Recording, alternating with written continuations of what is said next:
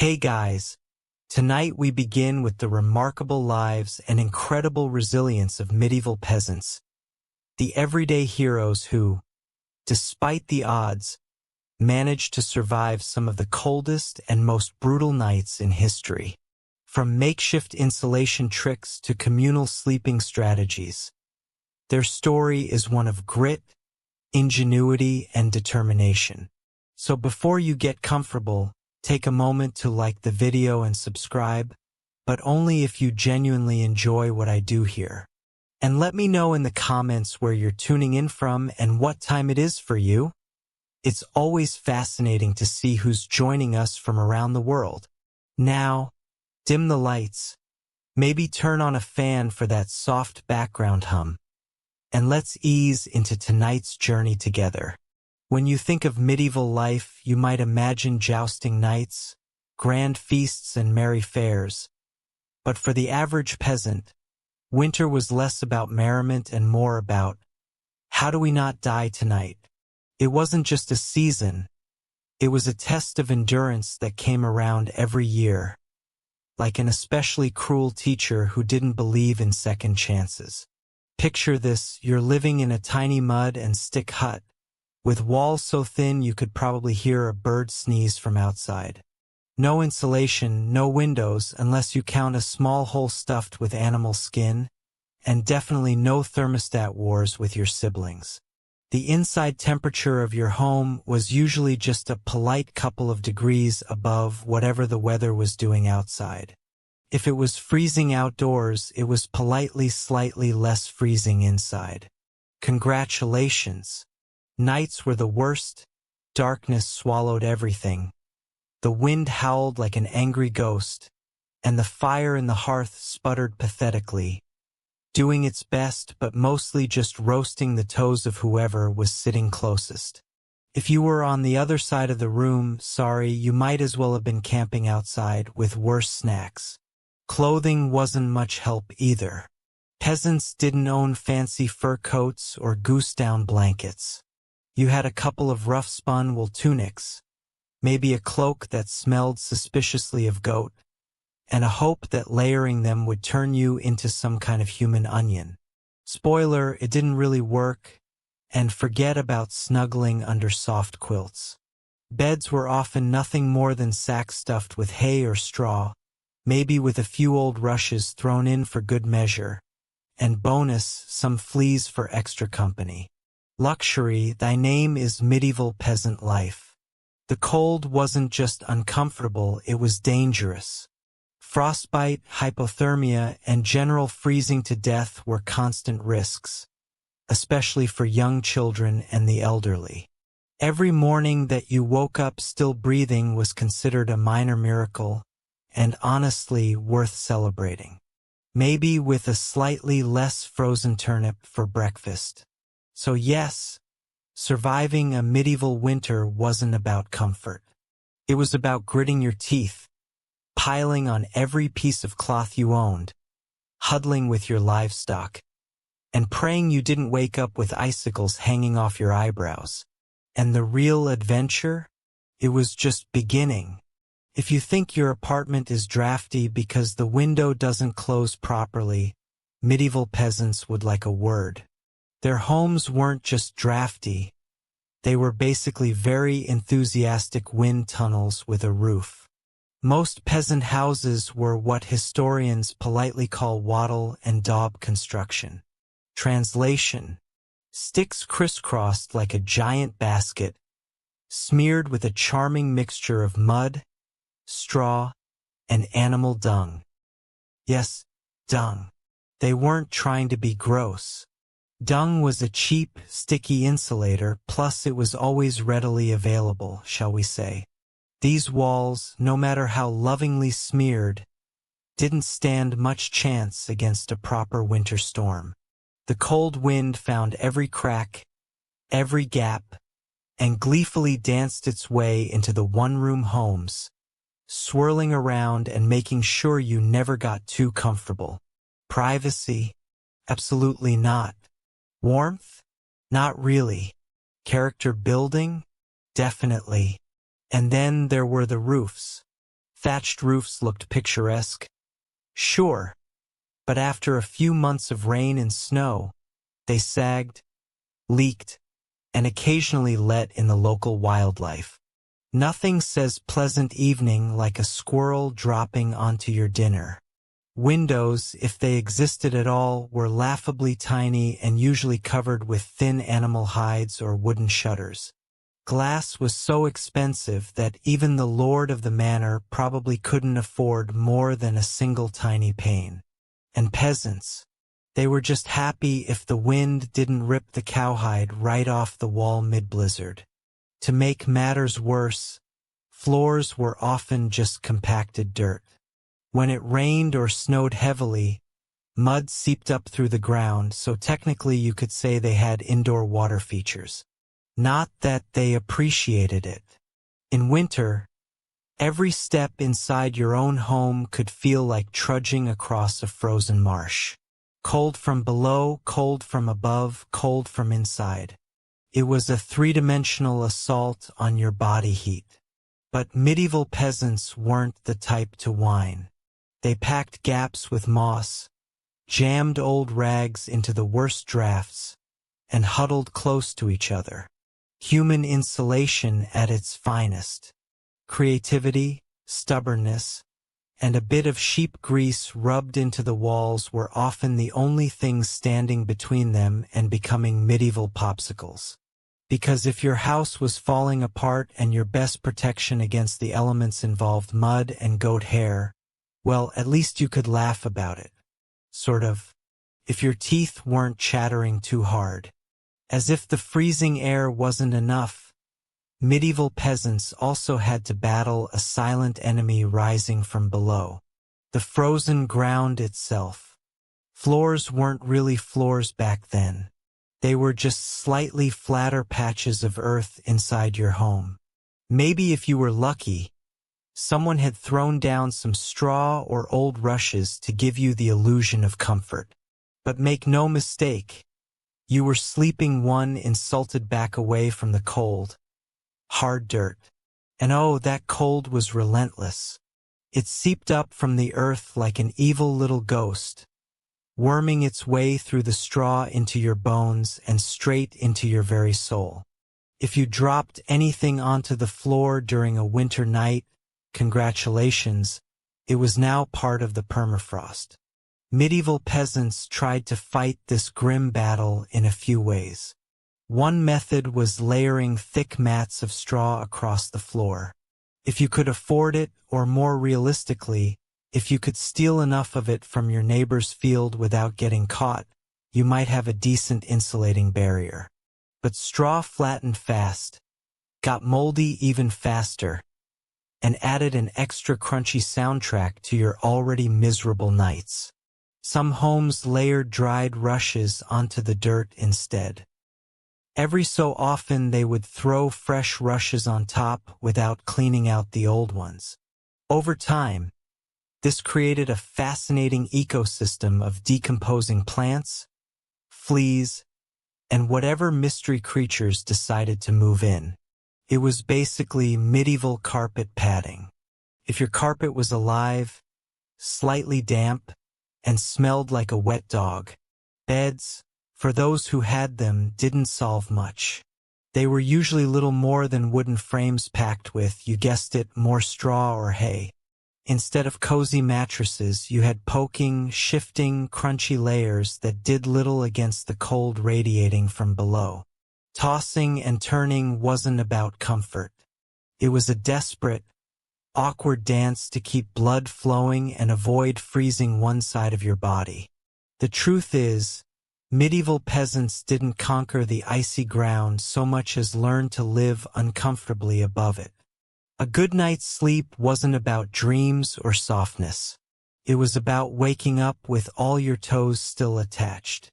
And if you could pull that off, hey, you were doing better than most.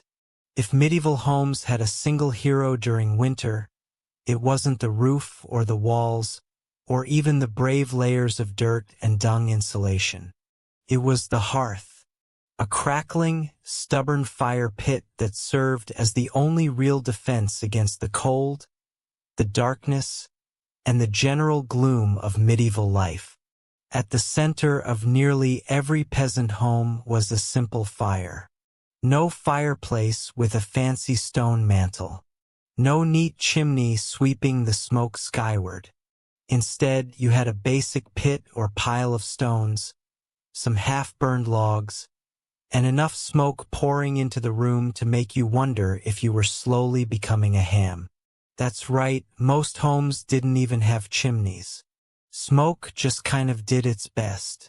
It drifted out through small holes in the roof, cracks in the walls, or right into your lungs if it was feeling lazy that evening. It wasn't ideal for breathing or your overall lifespan. But on the bright side, it did a great job of fumigating fleas and other unwanted guests. Who needs pest control when you're marinating in smoke 24/7? The hearth wasn't just about warmth either. It was the kitchen, the light source, and sometimes even the medieval version of a television. People sat around the fire telling stories, gossiping, or just staring into the flames because, frankly, there wasn't much else to do after sunset. Keeping the fire alive wasn't just a nice idea, it was mandatory. Letting the fire die out at night was like putting up a sign for the cold to come in and finish you off. Plus, reigniting a fire in winter wasn't as easy as striking a match. You had to work with flint, steel, kindling, and more prayers than you'd ever offered before. Everyone in the family had a duty, stoking the flames, watching the embers, adding peat, sticks, or if you were lucky, a precious piece of dry wood. It was a constant battle between human persistence and the smothering cold that wanted nothing more than to snuff you out. The hearth didn't guarantee survival, but without it, survival was downright impossible. It was a smoky, sputtering, often disappointing little fire. But in a medieval winter, it was the beating heart of hope.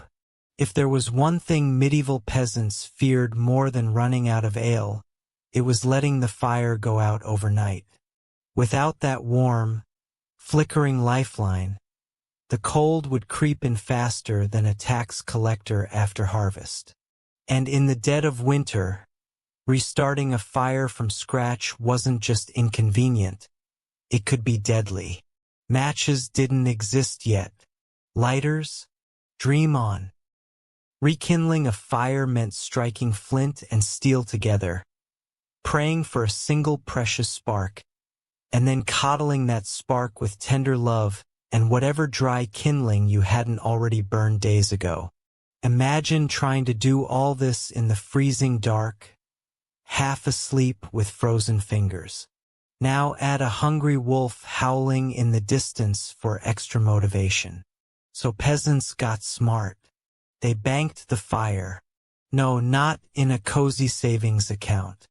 Banking meant carefully burying the embers under a mound of ash right before bed.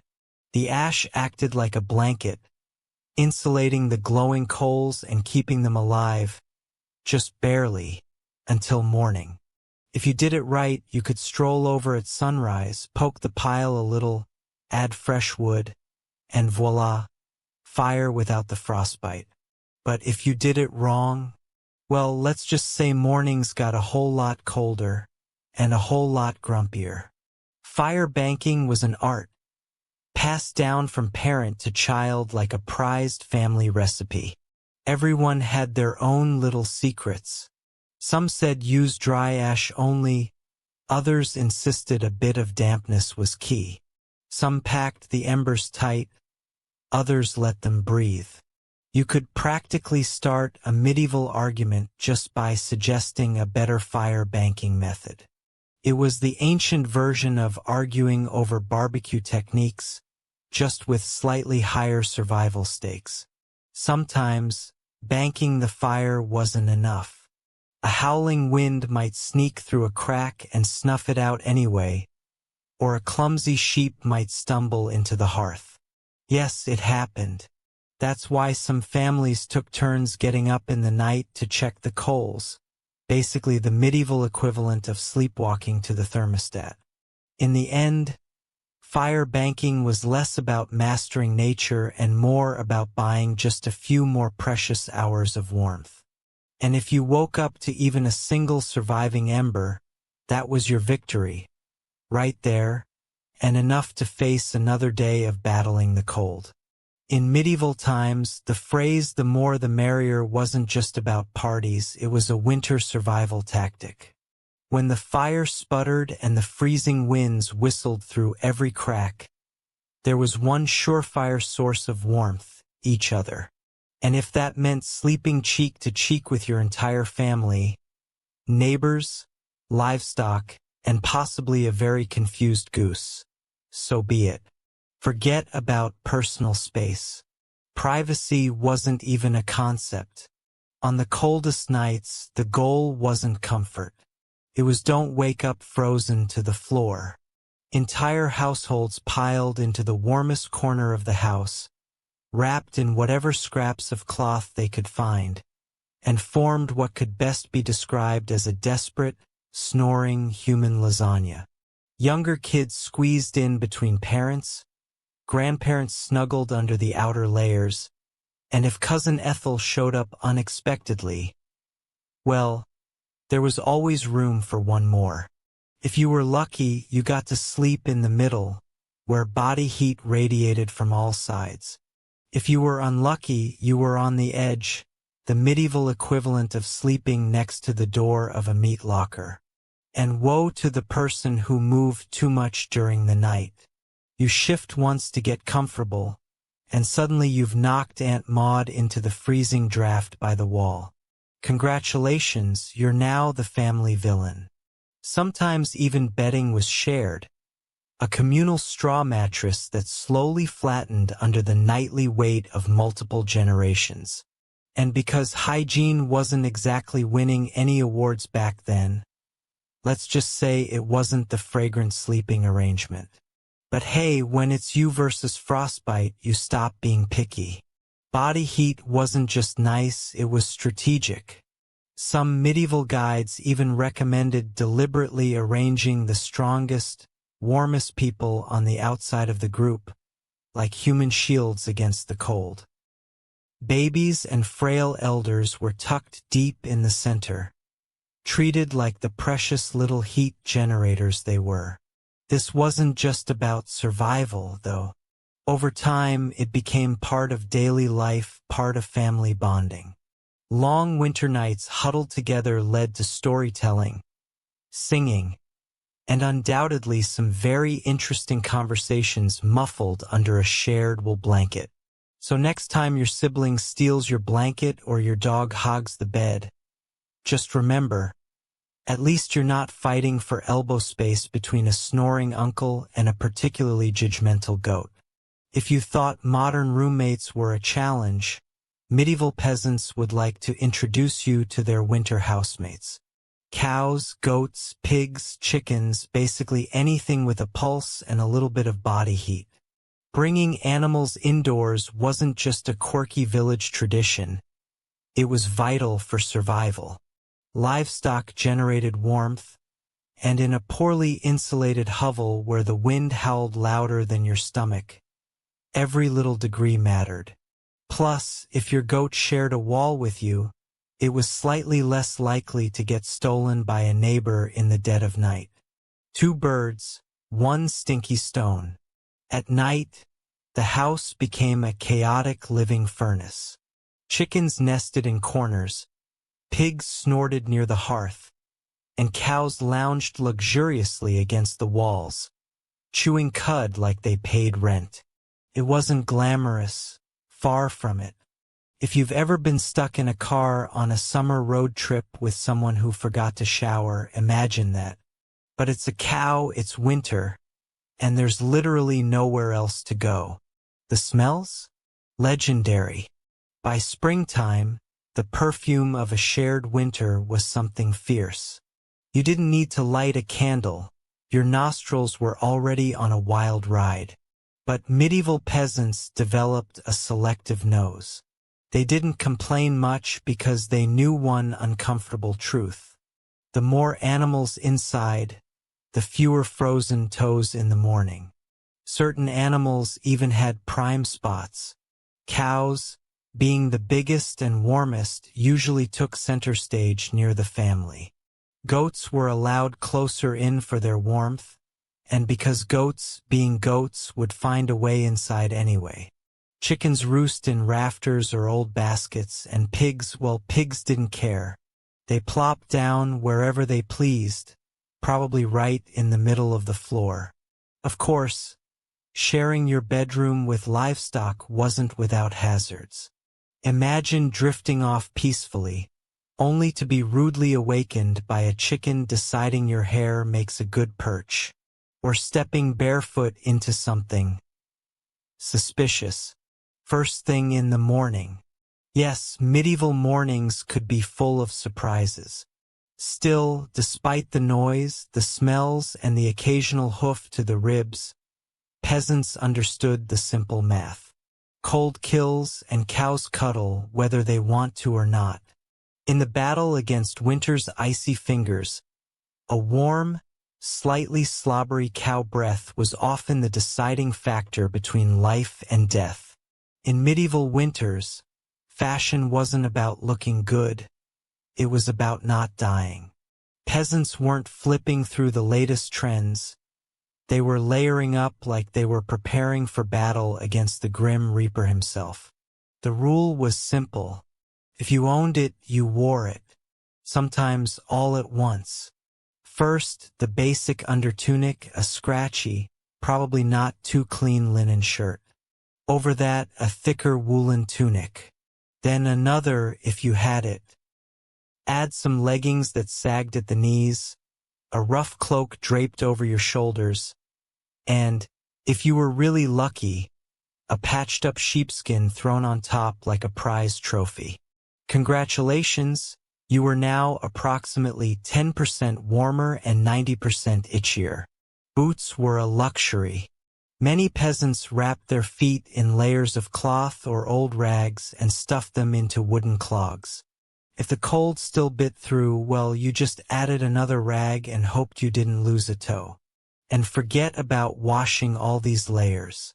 Washing your clothes in the middle of winter meant dragging them to a frozen stream, smashing through the ice, and then waiting 2 days for your only shirt to dry, if it didn't just freeze into a tragic shirt cycle. Most peasants wisely decided that smelling like a mix of smoke, sweat, and sheep was a small price to pay for not freezing solid. Interestingly, the dirt and grease buildup had a bonus feature: insulation. That grimy layer locked in body heat. It was like a medieval Gore-Tex jacket, just smellier and far less socially acceptable today. Hats, scarves, and gloves were prized treasures. A simple woolen cap could mean the difference between making it through the night or waking up with hair frozen to the wall. Gloves were often homemade from whatever scraps of leather or fabric people could scrounge, sometimes looking more like sad puppet costumes than anything fashionable. Children were especially swaddled until they resembled overstuffed turnips waddling awkwardly around the house. The goal was to trap as much precious body heat as possible. Style, elegance, never heard of them. Warmth was the real medieval flex. So the next time you complain about layering up for a chilly day, just remember, medieval peasants walked around wearing half their wardrobe at once, looking like lumpy laundry bags, and counting themselves lucky for it. In the medieval peasant playbook, dirt wasn't just something you scrubbed off, it was practically a survival tool. As it turns out, getting grimy wasn't a sign you'd given up on life. It was tactical, strategic, dare we say, genius. See, winter posed a very specific problem: heat loss. Clean clothes, especially freshly laundered linen, were surprisingly terrible at keeping you warm. They were breathable, sure, But when the air temperature hovered somewhere between hypothermia and instant regret, breathable wasn't exactly a selling point. That's where dirt came in. As peasants trudged through day after day without washing their clothing, layers of grime, natural body oils, and good old-fashioned mud began to build up on their tunics, cloaks, and leggings. Over time, this natural armor clogged the tiny gaps in the fabric, making clothes more wind-resistant. It was like medieval weatherproofing, just smellier. Sure, you smelled like a goat who lost a bet, but guess what? You were warm. In fact, some medieval folks believed that washing yourself too often in winter could actually make you sick. Better to keep that protective, holy filth barrier intact. Bathing was rare, laundry even rarer, and soap, when it existed, was reserved for serious occasions, like when the bishop showed up or maybe right before you died. Adding to the strategy, peasants layered their clothes without changing the ones underneath. You just threw your new layer on top of last month's. Eventually, you became a walking museum of the past 6 weeks, every stain telling the heroic story of that one time I slipped in the mud but didn't die. To outside observers, medieval peasants might have looked and smelled like they had completely given up on hygiene, but the peasants knew better. That grimy, crusty tunic was a thermal shield against death by frostbite. It wasn't glamorous, but neither was freezing to death because you wanted to smell like flowers. Besides, in a world where literally everyone stank to high heaven, you weren't offending anyone. Nose blindness was practically a way of life. So yes, in medieval winters, filth wasn't failure, it was fashion. It was function. And if you had a thick, greasy outer layer by February, you, my friend, were winning at life. If you thought medieval peasants spent their winters tucked into plush feather beds with embroidered quilts, think again. The reality was a bit more rustic. And by rustic, I mean let's sleep on a pile of dead plants and hope for the best. Beds, in the medieval peasant world, were usually a rough wooden frame, if you could afford one, covered with a big sack stuffed full of straw, hay, or old rushes. That's it. No memory foam, no orthopedic support, no five-star hotel experience. Just a crunchy, lumpy, slightly pokey mess that smelled faintly of barnyard and regret. Every toss and turn in the night brought a delightful soundtrack of crinkling straw and the occasional sharp jab from a rogue stork. Some peasants even skipped the wooden frame altogether and just threw the straw straight onto the dirt floor, creating a luxurious, ground-level sleeping experience that modern influencers would probably rebrand as earth-connected slumber. The straw mattresses weren't just uncomfortable, they were temporary. Over time, the straw flattened, grew moldy, attracted bugs, and generally turned into a biological hazard zone. Changing the straw was a big event, usually done a few times a year if you were diligent, or whenever your bed started actively moving without your permission. Rushes were a popular alternative. These long grasses were spread thick on the floor, sometimes mixed with herbs like lavender or rosemary to mask the overwhelming odor livestock aroma of daily life. Fresh rushes smelled lovely for about a day. After that, they became part of the muddy, trampled landscape inside the house, blending seamlessly with dirt, food scraps, and whatever else wandered in. And let's not forget the bedfellows. Fleas, lice, and other charming critters loved straw bedding almost as much as the peasants did. If you woke up scratching more than you slept, congratulations, you were living the authentic medieval experience. Despite the hardships, these humble beds were lifesavers. Piles of straw provided a crucial insulating layer against the frozen earth, and clumping together atop them created pockets of shared body heat, medieval central heating at its finest. So, next time you sink into your soft, supportive mattress, just remember, somewhere out there, a medieval peasant is looking down at you from history, grinning through a mouthful of missing teeth and saying, "Must be nice." When you live in a house made of sticks, mud, and optimism, you quickly learn that winter breezes aren't just a nuisance, they're personal attacks. Medieval peasants didn't just fight the cold from the outside. They fought it from inside their own homes, armed with nothing but whatever they could cram into the cracks. And trust me, there were a lot cracks. Walls warped, mud crumbled, thatch sagged. The cold seemed to find new places to sneak in every night, like a mischievous poltergeist with a grudge. Sealing up the house became an art form. Peasants stuffed gaps with moss, straw, scraps of old cloth, bundles of dry grass, and sometimes even animal hair. If it was soft, squishy, or vaguely insulating, it was jammed into a hole somewhere. Some particularly determined souls daubed extra layers of mud and dung over the outside of their walls as an annual winter project. Imagine standing there in freezing weather, slapping cold manure onto your own house while muttering, "This is fine. This is luxury."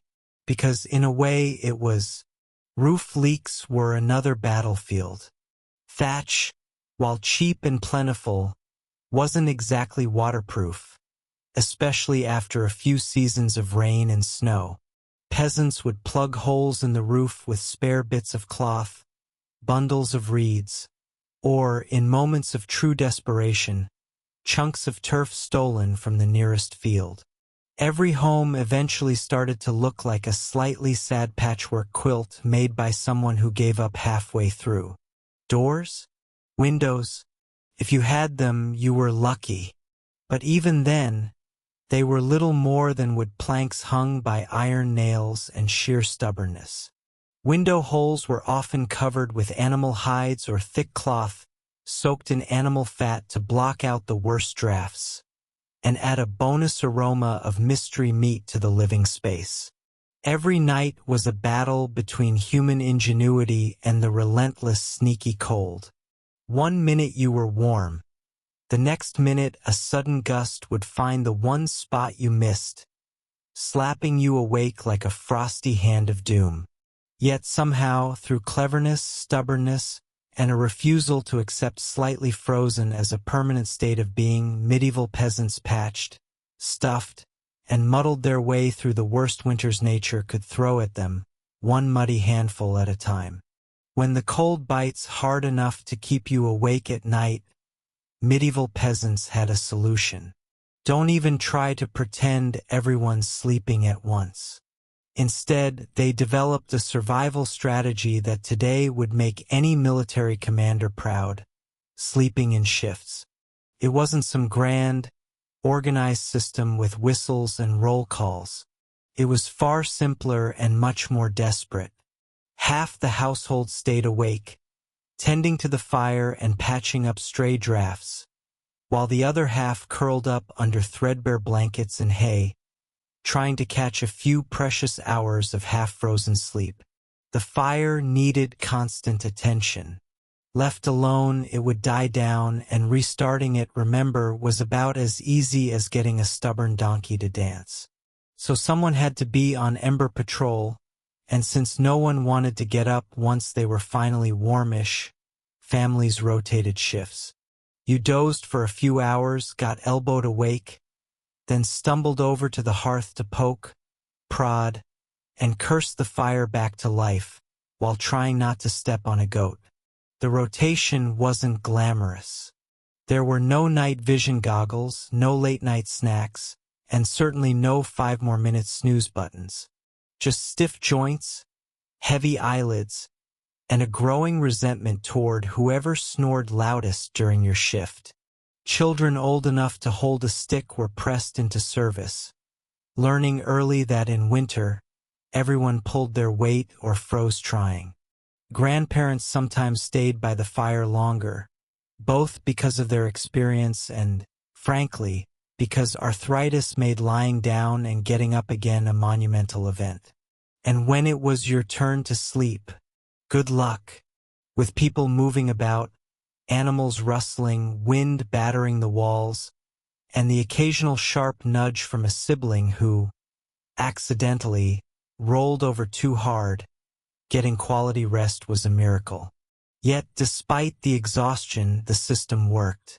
Sleeping in shifts meant that there was always a set of eyes and cold, begrudging hands, ready to keep the hearth alive. The embers survived, and by extension, so did the family. So next time you grumble about waking up to adjust the thermostat or let the cat out, spare a thought for the medieval peasant, squinting into a smoking fire at 3 a.m., wondering if toes were really that important. After all, it's cold when you have to think about how you breathe just to stay alive. Medieval peasants didn't just battle the freezing air with cloaks, fires, and creative sleeping arrangements. They even adjusted the they inhaled and exhaled to survive the night. The problem was simple. Deep, open-mouthed breathing pulled icy air straight into your lungs. In a world where pneumonia could kill you faster than you could say, "Hail Mary," that was a risk nobody wanted to take. So peasants learned the art of what you might call survival breathing. Instead of sucking in huge gulps of air like they just run a marathon, they kept their breathing shallow, slow, and, most importantly, through the nose. The idea was to gently warm the incoming air a bit before it hit their lungs. It wasn't perfect, but it was better than coughing yourself into the grave by February. If you accidentally took a big mouthful of cold air, congratulations. You just bought yourself a ticket to a week of hacking up bits of what felt like your soul, with no doctors in sight, and grandma treating you with hot onion tea and firm prayers. Some people even tucked parts of their cloaks, shawls, or rags up over their faces while they slept, creating a makeshift breath-warmer barrier. Of course, this also meant you ended up with a damp, slightly soggy fabric patch clinging to your mouth by morning, but hey, it beat freezing from the inside out. Children were taught these tricks early on. Parents would scold little ones for panting like dogs indoors during the cold months, and honestly, between strict breathing lessons, itchy wool layers, and sleeping next to an aggressively gassy goat, medieval childhood winters were character building on a whole different level. At night, tucked into straw bedding under piles of cloaks, and next to a gently steaming cow, breathing became an art form. Slow, steady, nose only, and as minimal as humanly possible, like some grim medieval version of a yoga retreat, only with more frostbite and fewer inspirational quotes.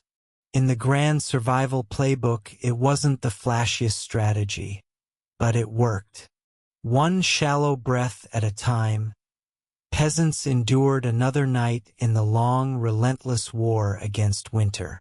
In the endless battle against medieval winter, peasants discovered an unlikely secret weapon, a full stomach.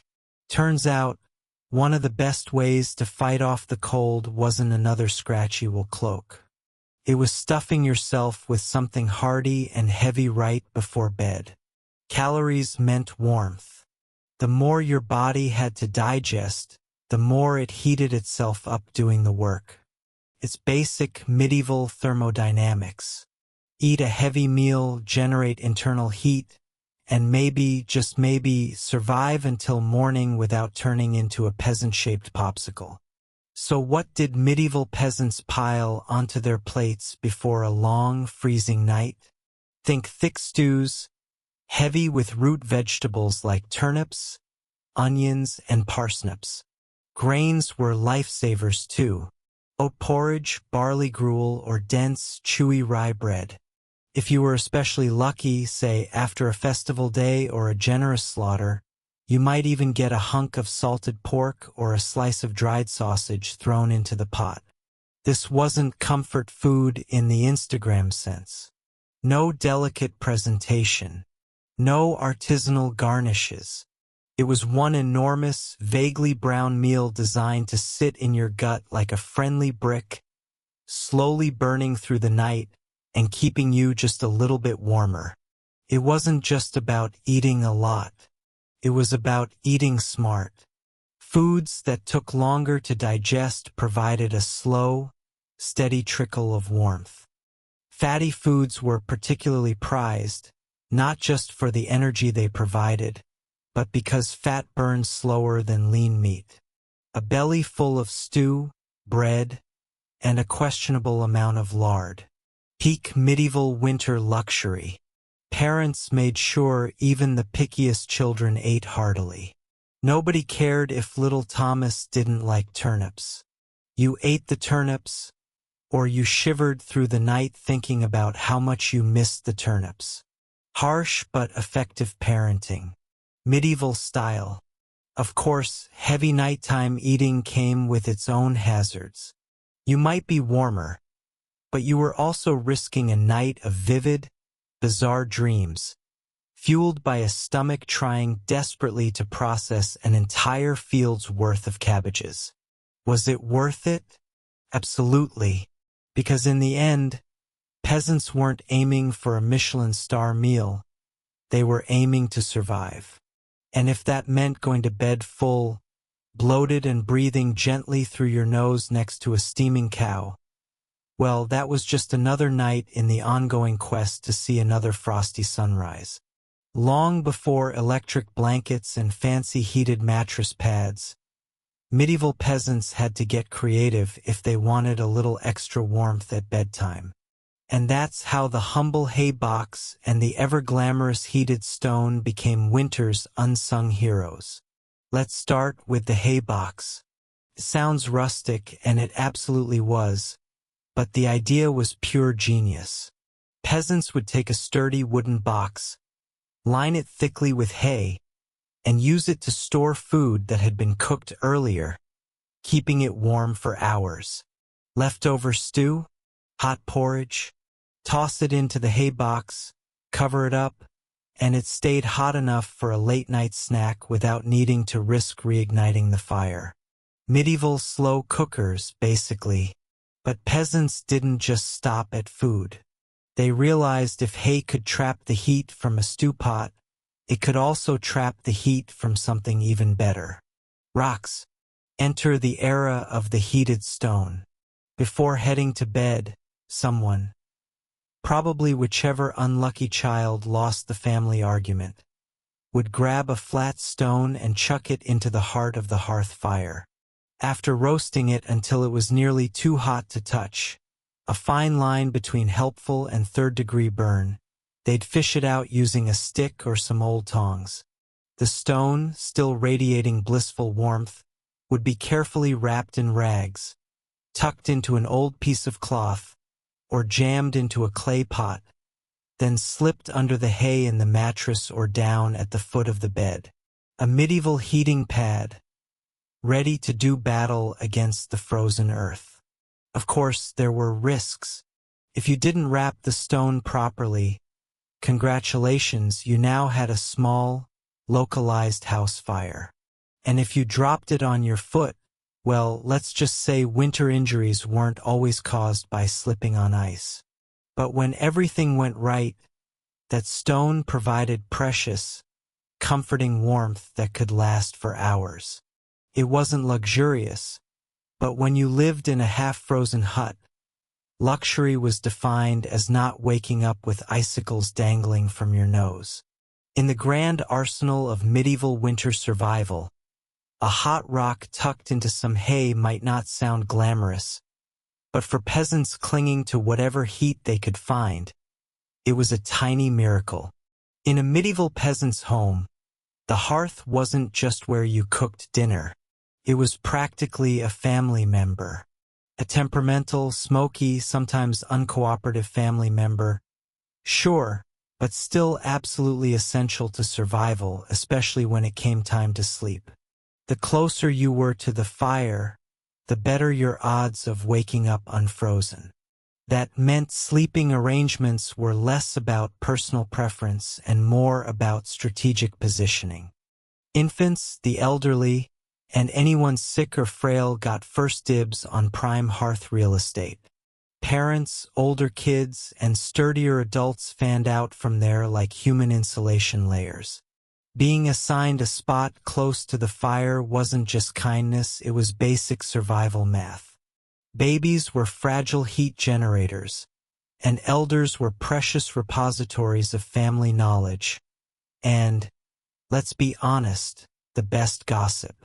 Protecting them with prime warmth was non-negotiable. But it wasn't all cozy toasting by the flames. Too close, and you risked waking up with your hair singed or your cloak smoldering suspiciously. Too far, and you were basically camping in an icebox. It was a delicate dance. Stay near enough to bask in the fire's glow, but not so near that you had to explain to your neighbor why you now looked like a half-cooked roast. The fire also didn't spread warmth evenly. It mostly roasted the people directly in front of it, while everyone else fought over the narrow cone of heat like cold lizards jostling for a sunbeam. If you were lucky enough to fall asleep facing the fire, you might have one blissfully warm side, and one side frozen so solid you could probably knock on it. Pets and livestock, of course, muscled in too. The dog might wedge itself between you and the fire, tail wagging dangerously close to open flame. Chickens sometimes perched perilously on hearthstones, clucking softly into the night like tiny feathery guardians of warmth. Every crackle of the logs, every shift of glowing embers was a tiny promise. You're still alive. You're still warm. For now. And so peasants drifted into uneasy sleep, lulled by the fire's pops and hisses, each breath forming small clouds in the frigid air beyond the fire's fragile circle. It wasn't perfect. It wasn't comfortable. But it was life, clinging to warmth by a thread of glowing coals. In the medieval world, no one survived winter alone, unless they wanted to become a very stylish frozen statue by January. Survival wasn't just a family affair. It was a village project, a messy, muddy, loud collaboration where everyone's warmth and life depended on everyone else.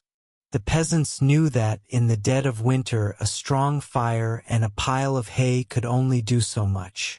If your neighbor's house went dark, you noticed. If the smoke from Old Tom's hearth suddenly stopped curling into the sky, someone went to check. And not just because Tom owed you a chicken, though that might be part of it, but because community meant survival.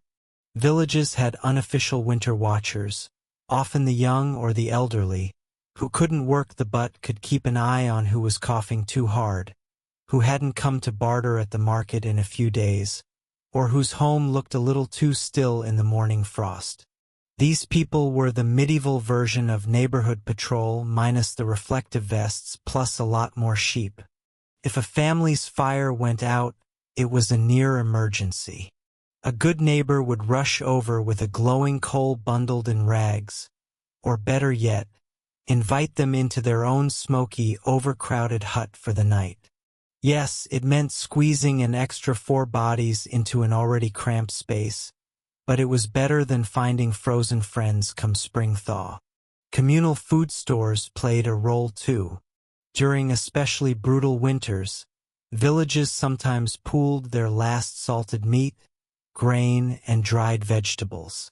It was grim charity. No one had much, but a few communal meals could be the difference between staggering into spring or not. Even children understood the stakes. They helped deliver wood, shared embers, and ran urgent messages when someone needed help.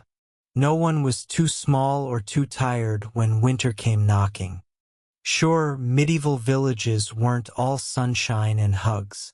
Feuds happened, disputes over land, goats, or who borrowed whose good cooking pot never really went away.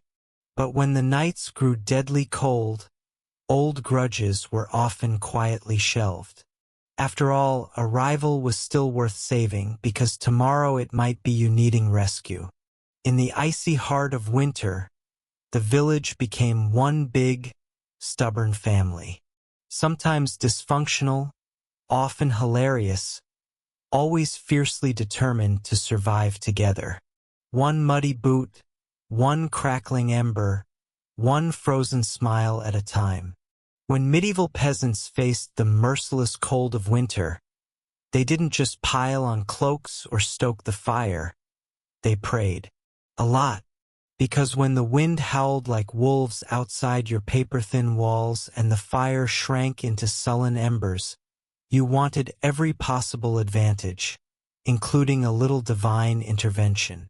Faith wasn't just a Sunday affair back then. It was woven into every frozen breath. Before crawling under layers of straw and scratchy wool, families would kneel together, offering up hurried prayers to keep the fire burning, the roof intact, and their toes attached by morning. Saints became more than distant holy figures. They were winter's frontline defense. Saint Blaise, for instance, was called upon to protect against throat ailments, not a minor concern when one mouthful of icy air could land you coughing up your soul. Saint Nicholas wasn't just the jolly gift-giver of later legend. He was also asked to protect households from sudden ruin during the lean, deadly months. Superstitions wrapped themselves snugly around daily survival. Some families sprinkled a little holy water near the hearth before sleeping, hoping it would protect against evil spirits, or at the very least mischievous drafts. Others marked doorways with blessed chalk after certain feast days, pleading for warmth and luck to find their way inside. Candles played a role too. Special vigil candles, often blessed by the local priest or the most pious old woman in the village, were sometimes kept burning throughout the night, a flickering plea against the cold darkness clawing at the walls. And of course, no serious winter prayer session was complete without a few promises. Dear Lord, if you just get us through this night, I swear I'll be kinder to my neighbor, even the one who keeps stealing our turnips. Faith wasn't some abstract comfort. It was a daily, urgent conversation. The peasants weren't asking for luxury, just survival. A little heat, a little food, and one more day to muddle through until spring broke the frozen grip on their tiny villages. It was simple, raw hope, whispered into the smoky rafters, tangled in breathless prayers and tucked under itchy blankets, that somehow carried them through the endless, merciless nights of winter. For all the ingenuity, prayers, and stubbornness medieval peasants threw at winter, the truth was chilling. Sometimes it wasn't enough. And when winter won, it didn't just take a few unlucky souls. It took entire families, whole villages, vanishing them into silence beneath a heavy shroud of snow and ice. Some winters were particularly cruel, like the infamous Great Famine winter of 1315, when rains destroyed crops, livestock starved, and freezing temperatures turned an already brutal existence into a slow, grinding disaster. People were so desperate that stories whispered of eating shoe leather, bark, and, in the most horrifying cases, each other. Failure to keep the fire alive wasn't just an inconvenience. It was often a death sentence. Without the hearth's meager warmth, families huddled together for the final time. Neighbors would sometimes stumble across whole households in spring, bodies still locked in one another's frozen embrace, as if trying to share just a little more heat until the very end. Houses themselves could collapse under the weight of heavy snow or battering ice storms. A roof giving way in the middle of a frozen night wasn't just catastrophic. It was often fatal. Dragging yourself through thigh-deep snow to beg shelter from neighbors wasn't a guarantee either, especially if those neighbors were already stretched to the breaking point. Disease loved the cold too. Starvation weakened the body and cramped. Smoky homes turned into breeding grounds for pneumonia, bronchitis, and other deadly infections. A simple cough in December could easily be a funeral by January. And then there was the quiet horror. Frostbite. Fingers, toes, even ears blackened and died while still attached to their owners.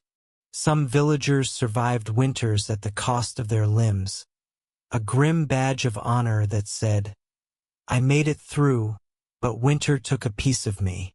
Yet what's most haunting isn't just the death. It's the eerie normalcy of it. People accepted that each winter, some among them wouldn't see the thaw. Death wasn't unexpected. It was just another neighbor at the door, wrapped in frost, waiting its turn. Even amid the bitter cold and constant threat, medieval peasants pressed on, stubborn, grieving, clinging to life. Because as long as there was one ember left in the hearth, one breath hanging in the frozen air, there was still a fight worth fighting. When we look back at medieval peasants, those muddy, frost-bitten survivors of endless winters, it's tempting to see only their hardships, the cracked hands, the frozen toes, the smoke-choked huts.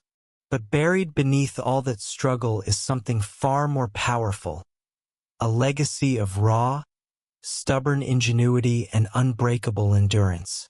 They didn't have central heating, thermal jackets, or cozy memory foam mattresses. They didn't even have the luxury of assuming they'd survive until spring. But what they did have and what they left behind was the blueprint for resilience. Every hay-stuffed mattress, every hand-banked fire, every moss-crammed wall gap was a testament to human creativity under pressure. Faced with impossible odds, they didn't collapse in despair. They adapted. They learned from the land, from each other, and from the bitter lessons carved by each brutal winter. Their communities were built on more than shared land. They were built on shared survival. They taught each other to watch over the sick, to pool resources when food ran low, to trust that helping a freezing neighbor today meant someone might help you tomorrow. They lived by the understanding that no one beats winter alone. Their faith, too, was a kind of endurance. They wove prayers into their daily lives, not just out of fear, but out of hope. Fragile, stubborn hope that tomorrow might be a little warmer, a little brighter. Hope that after 100 dark nights, spring would come again, and life would find a way to push through the frozen ground. And somehow it did, because of their sacrifices, because of their unglamorous victories. Surviving one more night, one more storm, future generations thrived.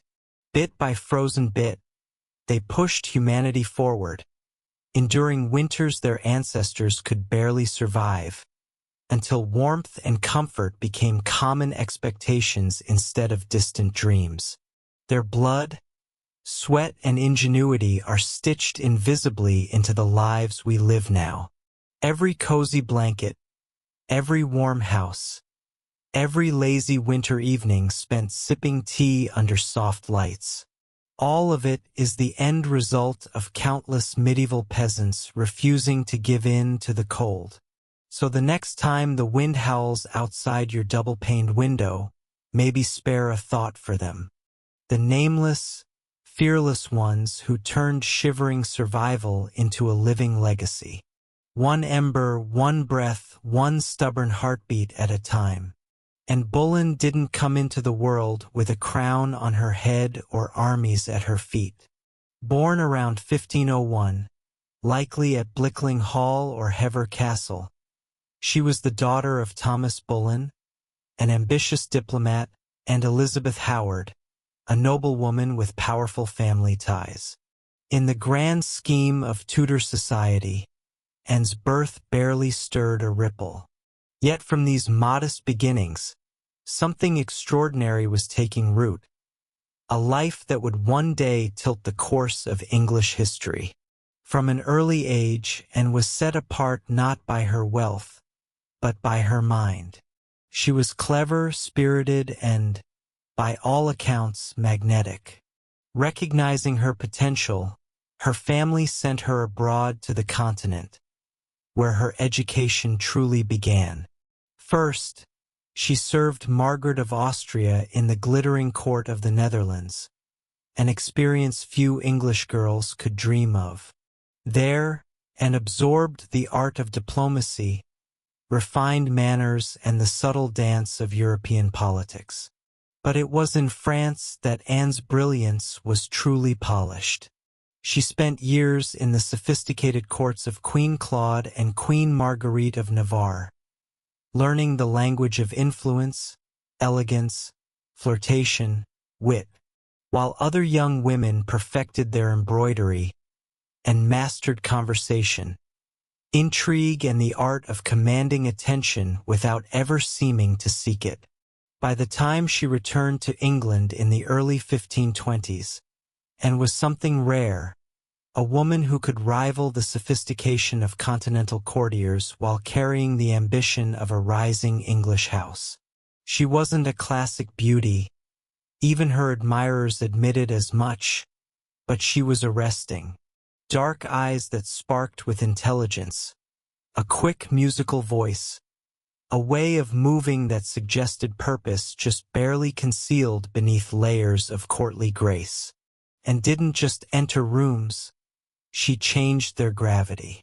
At a time when a woman's fate was often sealed by birth and marriage, and refused to drift quietly into obscurity. She had seen the power that charm and intellect could wield in foreign courts, and she intended to use that knowledge at home. And Boleyn was still a young woman then, clever, ambitious, untested, but history was already beginning to stir around her. The girl who returned to England was no longer just Thomas Boleyn's daughter. She was a player in a larger game, one that would soon engulf the crown itself. When Anne Boleyn returned to the English court, she was unlike anyone the nobility had ever seen. In a world full of pale-faced, modest English roses, Anne was a thunderstorm, electric, unpredictable, impossible to ignore. Her dark hair, bold eyes, and quick, sharp wit set her apart from the gentle, obedient ladies who filled the court of King Henry VIII. At first, she played the role expected of her, a maid of honor to Queen Catherine of Aragon. But even in the Queen's shadow, Anne's presence flickered like a candle too bright to snuff out. She danced gracefully, spoke French with the ease of a native, and laughed with a confidence few women dared display. Men noticed. Women gossiped. The court buzzed quietly about the striking Boleyn girl. It wasn't long before she caught the most dangerous attention of all, the king himself. Henry VIII was no stranger to flirtation. His court was a playground of whispered promises and secret liaisons. But Anne was different. She didn't swoon at his compliments or fall eagerly into his arms like so many others had. She teased. She challenged. She refused. Henry, a man used to instant adoration, was captivated. The more Anne held him at arm's length, the deeper he fell. Letters passed between them, filled with declarations of love, frustration, longing. Henry offered her the role of royal mistress, the most powerful unofficial position at court, and, astonishingly, said no. She would not be just another conquest, a forgotten mistress lost to time. If Henry wanted her, he would have to make her his wife. It was a gamble so audacious that it stunned the court. After all, the king was already married. His queen, Catherine, was beloved by the people and fiercely protected by her nephew, the Holy Roman Emperor. The church itself would have to be defied for Henry to claim and didn't flinch. She had lived in the courts of Europe, where queens wielded soft power from behind lace fans and painted smiles. She knew ambition was a dangerous game, but it was a game she intended to win. Standing in the candlelit halls of the English court, Anne Boleyn made her choice, not to be merely admired, but to change her destiny and England's forever. What began as an intense flirtation between King Henry VIII and Anne Boleyn soon spiraled into a national crisis. Henry wasn't merely besotted, he was obsessed. And in his obsession he was willing to tear apart everything England had known for centuries. The king's desire to marry and hit a small snag. Namely, he was already married to Queen Catherine of Aragon. Catherine, dignified and resilient, refused to quietly step aside. She had been Henry's faithful wife for 2 decades, and in the eyes of God and the English people she was the rightful queen. Divorce wasn't just scandalous, it was almost unthinkable. But Henry was determined. He convinced himself and tried to convince everyone else that his marriage to Catherine was cursed because she had once been married to his brother, Arthur. Never mind that the Pope had granted special permission for their union years ago. Henry now insisted that his soul was damned unless he annulled the marriage. Anne, for her part, knew better than to appear too eager. She kept herself just out of reach, alternately encouraging Henry's hopes and maintaining her distance. Every glance, every word was measured. She wasn't merely aiming for marriage. She was positioning herself to become Queen of England. The court erupted into whispers and factions. Some noble families eagerly courted Anne's favor, seeing the winds of power shifting.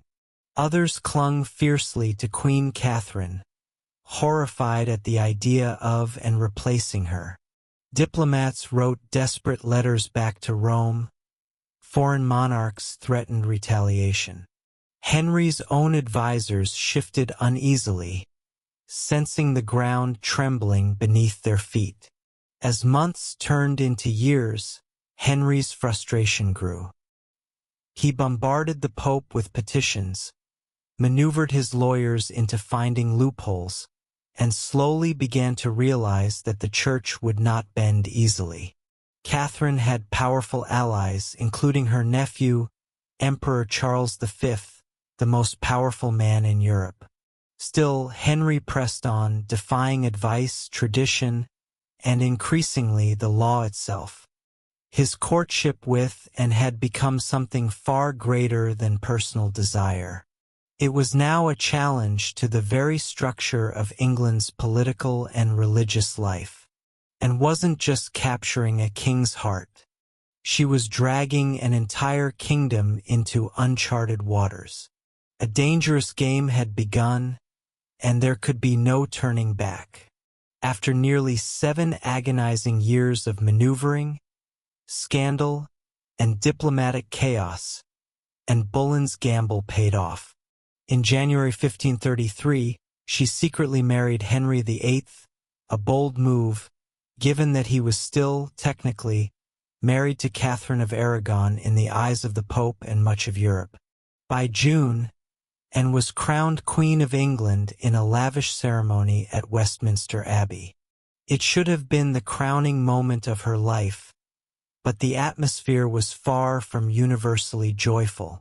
The people of London watched with wary eyes. Some cheered, others muttered prayers for Queen Catherine. Many wondered if this new queen, with her French manners and daring spirit, was a curse, and entered her queenship not as a beloved figure, but as a storm. Unlike Catherine, who embodied traditional English values of humility and piety, and was dazzling, provocative, and politically savvy. She wore bold colors, commanded the court with sharp intelligence, and made powerful enemies with breathtaking speed. Her position, while seemingly secure, was also terrifyingly precarious.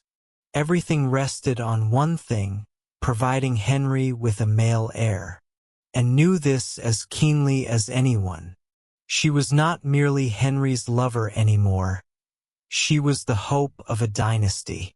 Early in her pregnancy, Anne and Henry were elated, certain the child would be a boy. But in September 1533, Anne gave birth to a daughter, Elizabeth. To Anne's credit, she masked her crushing disappointment with grace, insisting the next child would surely be a son. Henry, however, was less composed. His eyes, once full of adoration, now flickered with doubt. Still, for a time, Anne's star burned brightly. She reshaped the English court in her image, elevating her family to unprecedented heights, and becoming the first queen in English history crowned with the sacred oil usually reserved for kings. Her influence was vast. Foreign ambassadors sought her favor. Courtiers reshuffled alliances to be in her good graces. The once obedient Henry began moving England officially away from Rome, creating the Church of England with himself at its head. All so that Anne's crown could not be questioned. Yet even in her triumph, dark clouds gathered. Friends whispered behind their hands, rivals circled, waiting, and Henry, fickle and restless, was already beginning to look beyond the brilliant woman who had rewritten the kingdom for him, and had won the throne, but keeping it would demand more than charm, ambition, or even love. And Boleyn had climbed higher than almost any woman of her time. But the higher you rise, the harder the fall.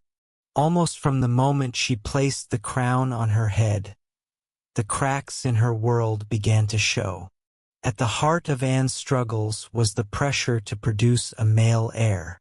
Her first child, Elizabeth, though bright and healthy, was not the son Henry the Faith had hung his dynastic hopes upon. And the clock was ticking, and suffered multiple pregnancies in quick succession. But heartbreak followed, miscarriages that left her physically weakened and emotionally battered. Each lost child chipped away at the foundation she had built. Henry, once passionately devoted, began to pull away, his disappointment carving rifts between them. And never one to suffer in silence, argued, demanded, fought to keep her place. But Henry, a man who prized obedience as much as beauty, grew tired of her sharpness, her defiance, the very fire that had once drawn him in. Outside the royal chambers, enemies were gathering like wolves. Many nobles who had tolerated Anne's rise with gritted teeth now openly schemed for her downfall. Catherine of Aragon's supporters never forgave Anne for what they saw as theft and sacrilege. Even commoners whispered against her, calling her the great whore, blaming her for the schism with Rome and the heavy-handed changes that followed. And then came Jane Seymour, quiet, demure, everything and was not. Jane captured Henry's wandering attention just as Anne's influence began to wane. Where Anne had dazzled him with brilliance and challenge, Jane offered soothing compliance. It was a dangerous shift, and Anne, perceptive as ever, saw it happening. She tried to reclaim her position, lavishing attention on Henry, promising more sons, begging for patience. But the king, ever fickle, had already begun imagining life without the woman for whom he had once torn a kingdom apart. Anne's political enemies, including Thomas Cromwell, once her ally, sensed the changing tide. They began laying the groundwork for a campaign of destruction, quietly gathering accusations, rumors, and witnesses. The woman who had played the dangerous game of ambition so masterfully was now losing ground, and had won her crown through cunning and courage. But in the brutal, shifting world of Henry's court, past victories meant little. Only fresh success mattered, and Anne's enemies were sharpening their knives. The queen who had shattered a kingdom would soon see how quickly a kingdom could shatter her. And Boleyn's enemies didn't attack her with armies or swords. They came with whispers, secrets, and carefully sharpened lies. In the back rooms of court, betrayal was brewing, silent, patient, deadly. Thomas Cromwell, once Anne's greatest ally in the English Reformation, had turned against her. Their alliance had been built on mutual ambition, but now their interests clashed. Anne wanted reforms to help the poor and limit the power of greedy nobles. Cromwell wanted stability, favor with Henry, and no interference. Anne's boldness had made her dangerous, and in Henry's fickle heart, love had curdled into irritation, suspicion, and cold detachment, and had few true friends left. Even her charm, once her greatest weapon, now grated against the court's hunger for a gentler, more pliable queen. And Jane Seymour, quiet and calculating, waited just out of sight, the perfect contrast to Anne's fading fire. It was Cromwell who moved first. Knowing Henry was restless, knowing that the king wanted an exit but lacked a convenient excuse, Cromwell offered a solution.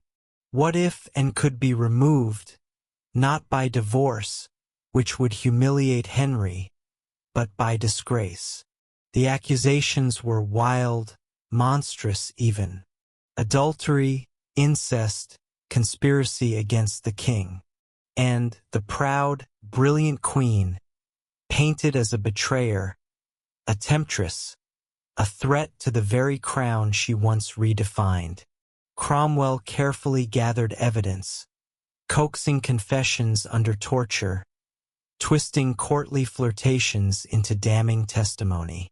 Several men, including Anne's own brother, George Boleyn, were arrested. The charges made little sense. They were riddled with contradictions and impossibilities. But in Henry's court, truth was whatever the king needed it to be. And, sensing the tightening noose, fought desperately. She appealed to Henry's memory, to the love they had once shared. But it was no use. The man who had once torn England apart for her now refused to meet her eyes. In May 1536, Anne was arrested and taken to the Tower of London. As the great gate slammed shut behind her, she knew the truth. She was no longer a queen. She was a prisoner, a pawn trapped in the brutal game she had once played so masterfully. Betrayal had sealed her fate. And now, alone in the tower, Anne Boleyn waited for the final move. Anne Boleyn stood in the great hall of the Tower of London, facing a tribunal of nobles, many of whom owed their very titles and fortunes to her rise. Now, they sat in judgment, cold and watchful, prepared to erase the woman who had once changed the destiny of England. The charges against her were shocking. Adultery with multiple men, including her own brother, George Boleyn. High treason. Conspiracy against the king. In another world, such accusations against a queen would have been unthinkable. But here, now, they were simply theater. A grim performance designed to give Henry VIII exactly what he wanted.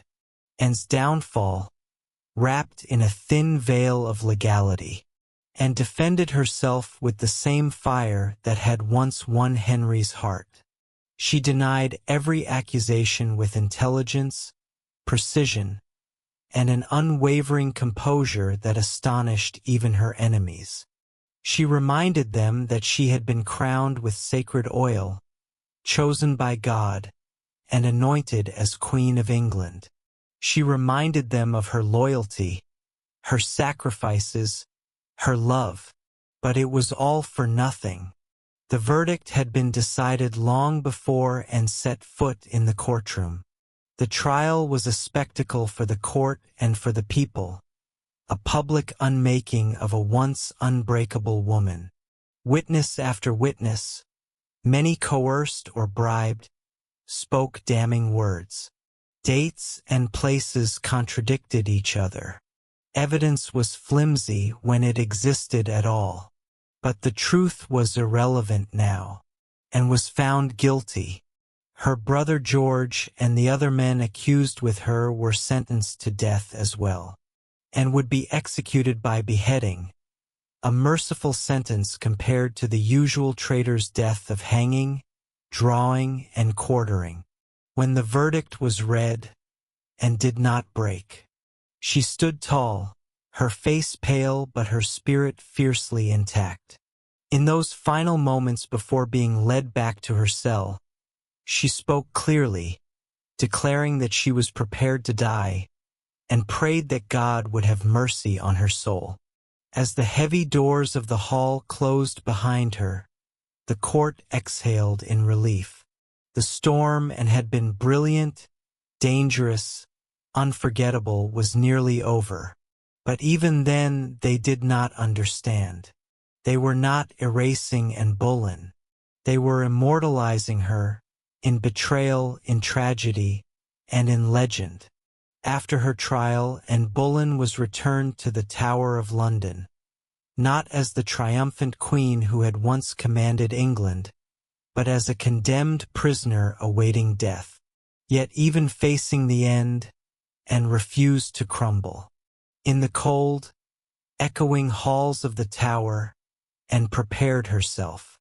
She spent hours in prayer, kneeling on the hard stone floors, her hands clasped tightly, her voice steady. She confessed to no crimes because she believed she had committed none. She was not afraid to die, she said, but she prayed that her death would bring peace to the kingdom, and perhaps mercy to her little daughter Elizabeth. Her ladies-in-waiting, those few who had stayed loyal, wept in private, and comforted them instead of the other way around. She joked bitterly at times that she would be remembered as a queen who had lost her head. In her dark humor was the stubborn spark that had made her unforgettable. Henry VIII, meanwhile, showed no sign of mercy. He had already turned his attention to Jane Seymour. Even before Anne's execution date was finalized, Henry was arranging his next marriage. For Anne, this final betrayal from the man who had once torn down a kingdom for her must have been the deepest cut. On May 18, 1536, Anne was told she would die the next morning. She slept little that night. Instead, she spent her final hours in prayer, asking God for forgiveness for all who had wronged her, and perhaps for herself, for the ambition and pride that had led her here. Henry, with a flicker of royal kindness, had arranged for a French swordsman to carry out the execution, faster, cleaner, less brutal than an axe. It was a small mercy, bought perhaps more for the king's conscience than for Anne's comfort. At dawn, and dressed carefully for her final moment, a dark gray gown of damask trimmed with fur, a crimson kirtle beneath, colors of dignity, of sacrifice. She pinned up her dark hair and tucked it beneath a simple cap, ready to face the blade with grace. As the tower's cold morning mist curled around the courtyard stones, and Boleyn, queen, mother, survivor, fighter, stepped forward. There would be no tears, no pleas, only a final act of courage in the face of history's judgment. Her end was near, but her story was just beginning. On the morning of May 19, 1536, Anne Boleyn ascended the scaffold built within the Tower of London's walls. A small crowd gathered, courtiers, guards, a few witnesses, all wrapped in silence, as if even the stone walls held their breath. Anne stood tall, her gray gown fluttering slightly in the cold morning breeze. She looked thinner than she had at court, her face pale but calm. There were no hysterics, no broken sobs. If anything, she faced death with the same fierce dignity that had once shaken a kingdom to its knees. She spoke briefly, carefully choosing her final words. She did not accuse, she did not defend herself. She prayed for the king's health and prosperity, the very man who had abandoned her. In those final moments, Anne offered the world not a confession, but forgiveness. Her courage stunned even those who had come to see her fall.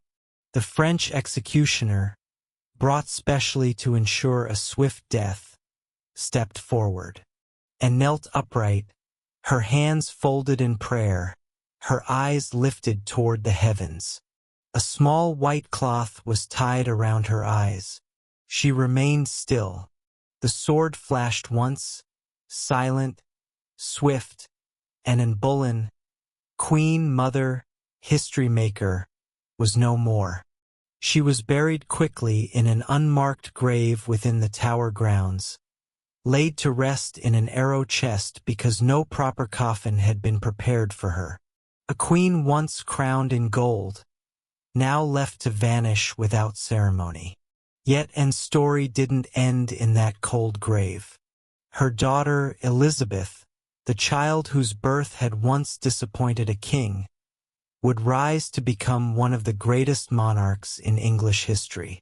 Elizabeth I, the Virgin Queen, whose reign would see the flowering of English art, power, and global influence. A queen who inherited her mother's fierce spirit, sharp mind, and unyielding resilience. And Boleyn changed the course of England forever. Her ambition helped trigger the break with Rome and the birth of the Church of England. Her fall showed the world that even queens could be cast aside. Yet through her blood, through Elizabeth, Anne's legacy blazed brighter than any crown she had worn in life. In the end, Anne Boleyn won a kind of immortality, not through her survival, but through her indelible impact on history. By the early 1770s, the American colonies simmered like a pot left too long over a roaring fire. The relationship with Britain, once seen as the proud mother country, had soured into resentment, suspicion, and growing fury. It hadn't started with tea. Years earlier, the Stamp Act had enraged colonists by placing taxes on everything from newspapers to playing cards. That was followed by the Townshend Acts, taxing essentials like paper, glass, and paint. Each new law, passed thousands of miles away by a parliament in which the colonists had no representation, was like another spark landing in dry brush. At first, the anger showed itself in polite petitions and fiery pamphlets. Colonial assemblies drafted formal protests. Merchants organized boycotts. Writers like Samuel Adams and John Dickinson filled newspapers with passionate arguments about liberty and rights. But as time wore on, frustration deepened into something darker. A slow realization that Britain wasn't listening. Worse, Britain didn't care. Many colonists clung to the hope that if they just made enough noise, if they just reasoned hard enough, Parliament would repeal the taxes. And sometimes they did. The Stamp Act was famously repealed after loud colonial protest. But every small victory was followed by new legislation, new taxes, new insults. It wasn't about the money. It never really was. The taxes themselves were modest by British standards. What infuriated the colonists was the principle. They were being taxed without consent, treated as subjects rather than citizens, ruled like distant possessions rather than partners. Boston, more than any other city, became the beating heart of resistance. The Sons of Liberty, a secretive, fiery group of patriots, grew louder and bolder. In 1770, tensions exploded into violence when British soldiers fired on unarmed civilians in what became known as the Boston Massacre. Blood had already stained the cobblestones. Trust was a thing of the past. By 1773, the colonies were teetering on the edge. A final insult would tip them into open defiance. And it came, not in the form of soldiers or new laws or armies, but in the quiet, seemingly harmless shape of crates stacked with tea. The colonists didn't know it yet, but the night that tea floated in the cold waters of Boston Harbor, the world would change forever. In 1773, Parliament made a critical miscalculation. Believing the American colonies would quietly accept cheaper tea, they passed the Tea Act, a law that was supposed to save the struggling British East India Company and, incidentally, reassert Britain's right to tax the colonies. On paper, it looked like a good deal. The Tea Act allowed the company to sell tea directly to the colonies, cutting out the middlemen, slashing prices, and offering a luxury product at a bargain. A few pennies cheaper, what could possibly go wrong? Everything. Because the problem wasn't the price of tea, it was the principle behind it. The Tea Act left the hated tax on tea firmly in place. Accepting the tea, even at a discount, would mean acknowledging Parliament's right to tax the colonies without their consent. To many Americans, that was unthinkable, a surrender of the liberties they had fought to protect for more than a decade. The news of the Tea Act spread like wildfire through the colonies. Merchants fumed. They saw their livelihoods threatened by a monopoly that would crush local trade. Patriots raged at the hidden message. The Crown still believed it could do whatever it pleased. In Boston, the reaction was especially fierce. Already a city scarred by the Boston Massacre and years of economic hardship, Bostonians recognized the Tea Act for what it was, a trap disguised as a bargain. Refusing the tea became a matter of honor, a litmus test for loyalty to the cause of liberty. Public meetings swelled. Newspaper columns burned with fiery rhetoric. Groups like the Sons of Liberty, led by Samuel Adams and others, organized boycotts vowing that no East India Company tea would be unloaded, sold, or drunk on American soil. All across the colonies, ships carrying the controversial tea were turned away by local resistance. In ports from New York to Charleston, the message was clear: we will not be bought. But in Boston, fate twisted differently. 3 ships, the Dartmouth, the Eleanor, and the Beaver, arrived, anchored in the harbor, and sat there, refusing to leave. Royal officials insisted the tea be unloaded. The colonists refused. A deadlock grew, taut as a drawn bowstring. The tension was unbearable. A single act would break it, and history would never be the same again. As the British tea ships sat stubbornly anchored in Boston Harbor, the city itself transformed into a powder keg. Every day that passed without resolution tightened the tension. Boston wasn't just resisting, it was preparing for a fight. In taverns, churches, and public squares, angry colonists debated what to do. The Sons of Liberty, led by fiery voices like Samuel Adams, John Hancock and Paul Revere, moved swiftly to organize resistance. They posted public notices calling on citizens to boycott British tea, and held raucous meetings that swelled with farmers, artisans, and merchants alike. Each gathering added fuel to the fire. The Old South Meeting House became the nerve center of the resistance. Thousands crammed into the wooden hall, their breath fogging the air, their voices rising in defiance. Here, resolutions were passed, speeches were made, and tempers boiled. Each vote against the unloading of tea was another hammer blow against British authority. But while the people of Boston stood united, the clock was ticking. British law demanded that imported goods, like tea, be unloaded and the tax paid within 20 days. If the ships remained after the deadline, customs officials would seize the cargo, and the tax would be collected by force.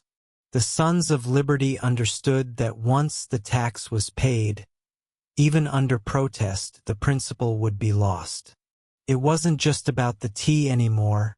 It was about whether the colonies would accept being treated as subjects without rights, or whether they would stand and fight for their future. Meanwhile, the royal governor of Massachusetts, Thomas Hutchinson, dug in his heels. He refused to let the tea ships leave without unloading their cargo, demanding that the law be obeyed, colonial outrage be damned. To him, backing down meant admitting that mobs, not monarchs, ruled the colonies. Boston's standoff became a spectacle. Every man, woman, and child knew that something was coming. You could feel it in the air, that cold, sharp sense before a storm when the world holds its breath. All it would take was one spark to ignite an explosion.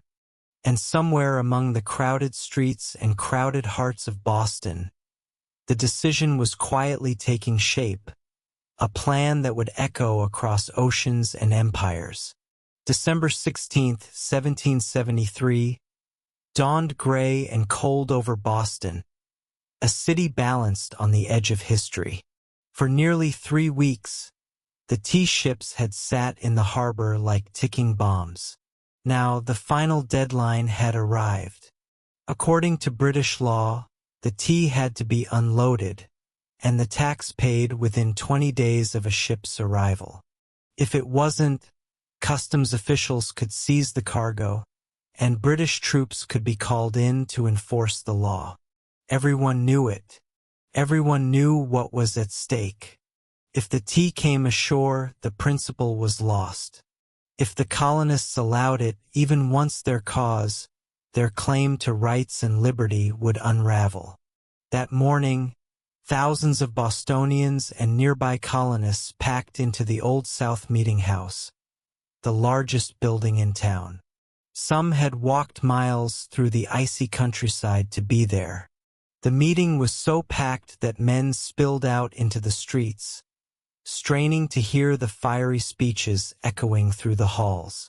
Samuel Adams, the iron voice of rebellion, presided over the gathering. Speaker after speaker rose to denounce the Tea Act, to cry out against tyranny, to urge immediate action. But even among the defiants, uncertainty hung heavy. What could be done without sparking outright war? How could they stop the tea without opening the floodgates to brutal retaliation? As the afternoon wore on, riders galloped in with grim news. Governor Thomas Hutchinson remained unmoved. The ships would not be allowed to leave without unloading. The tea would be seized, the tax collected, the king's law enforced. The crowd buzzed with fury. The walls of the meeting house seemed to shudder with the force of it. Yet Samuel Adams stood calmly and spoke the words that signaled the end of debate. This meeting can do nothing more to save the country. A simple sentence, but everyone knew what it meant. There would be no more petitions, no more compromises. action would be taken. Outside, a war whoop cut through the gathering gloom, the signal. Men disguised themselves quickly, smearing soot on their faces, donning blankets and feathers in crude imitation of Mohawk warriors. It wasn't about fooling anyone. It was about creating a symbol, a message no one could mistake. The deadline had passed. Boston would answer not with words, but with defiance.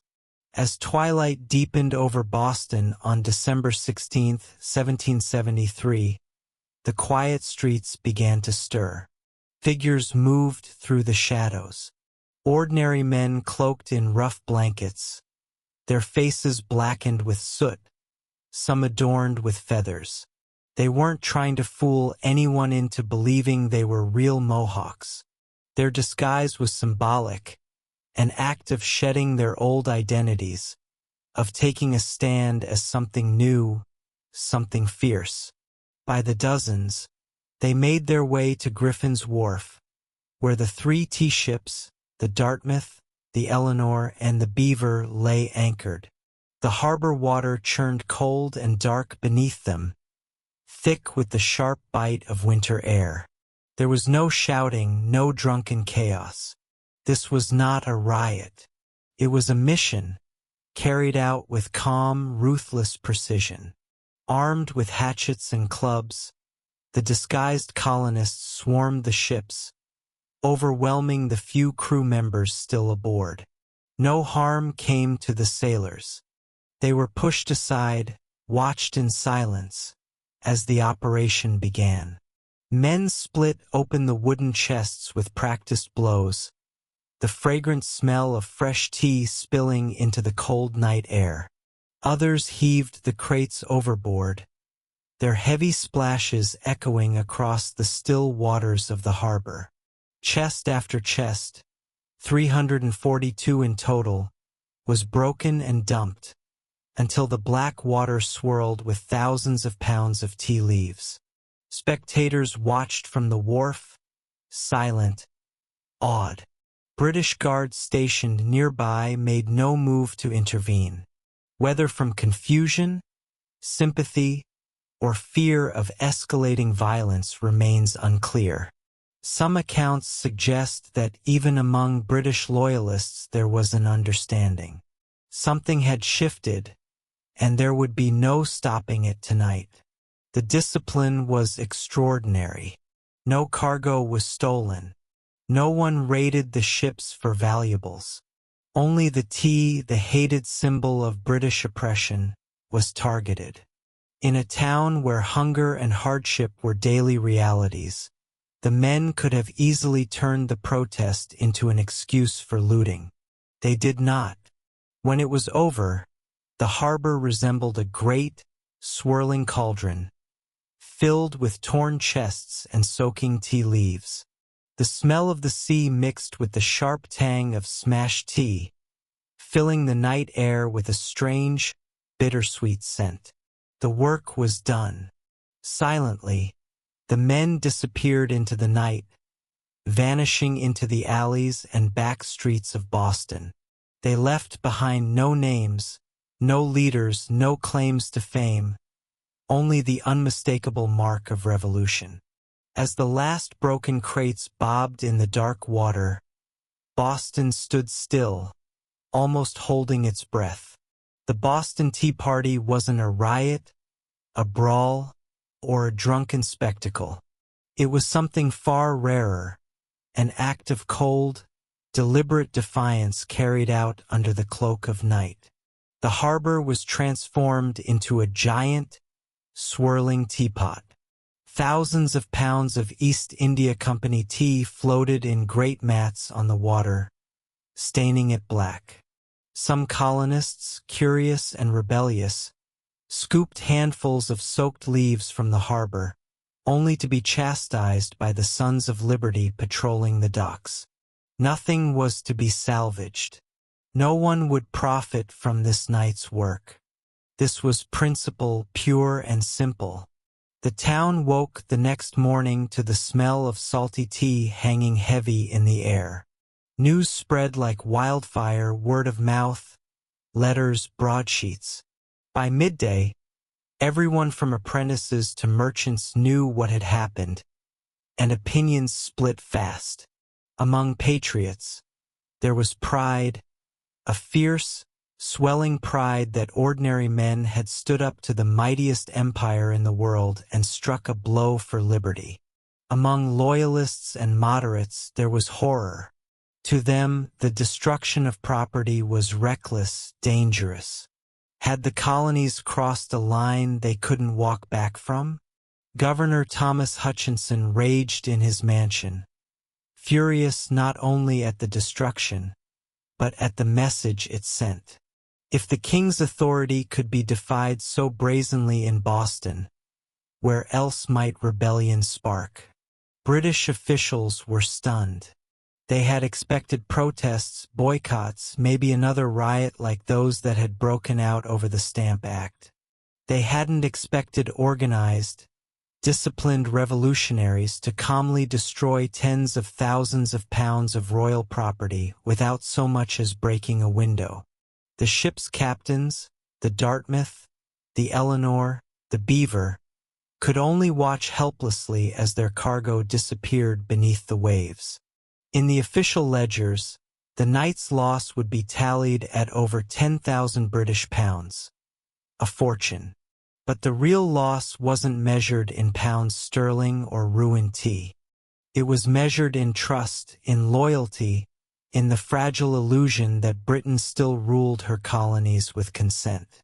The night the tea sank, something deeper rose to the surface, a shared, undeniable truth. The age of peaceful protest was ending, a reckoning was coming, and Boston was ready. When word of the Boston Tea Party crossed the Atlantic and reached London, the reaction was swift and furious. To British officials, it was not simply a protest, it was rebellion, an open mocking challenge to royal authority that could not be ignored. King George III, upon hearing the news, was said to have grown cold with anger. Parliament, already frustrated by years of colonial disobedience, exploded in outrage. They demanded punishment, not just for the city of Boston, but as a warning to all the American colonies. The result was a series of laws so harsh they were quickly nicknamed the Intolerable Acts in America. The first blow came swiftly, the Boston Port Act. In one brutal stroke, Parliament ordered the closure of Boston's bustling harbor, the economic lifeline of the city, until the destroyed tea was paid for and order restored. Ships could no longer enter or leave. Trade vanished, goods and supplies dried up. Boston, once vibrant and noisy, grew quiet, its docks eerily still. But the punishment didn't stop there. The Massachusetts Government Act stripped the colony of its self-governing rights, placing it firmly under the king's appointed officials. The Administration of Justice Act allowed royal officials accused of crimes to be tried back in Britain, a clear message that British authorities were untouchable. And to make sure the colony's new force was an option, British soldiers were quartered throughout Boston, living among the very citizens they were meant to subdue. The message was clear. Rebellion would be crushed. Liberty was a luxury the Crown would no longer tolerate. But Parliament's heavy hand had an unintended effect. Instead of frightening the other colonies into submission, it outraged them.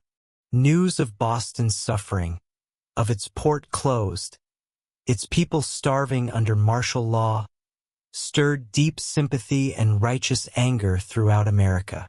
Wagon loads of food and supplies poured into Boston from neighboring colonies. Letters of support, pledges of unity, and secret meetings began to weave the once fragmented colonies closer together. What had once been a Massachusetts problem was rapidly becoming an American one.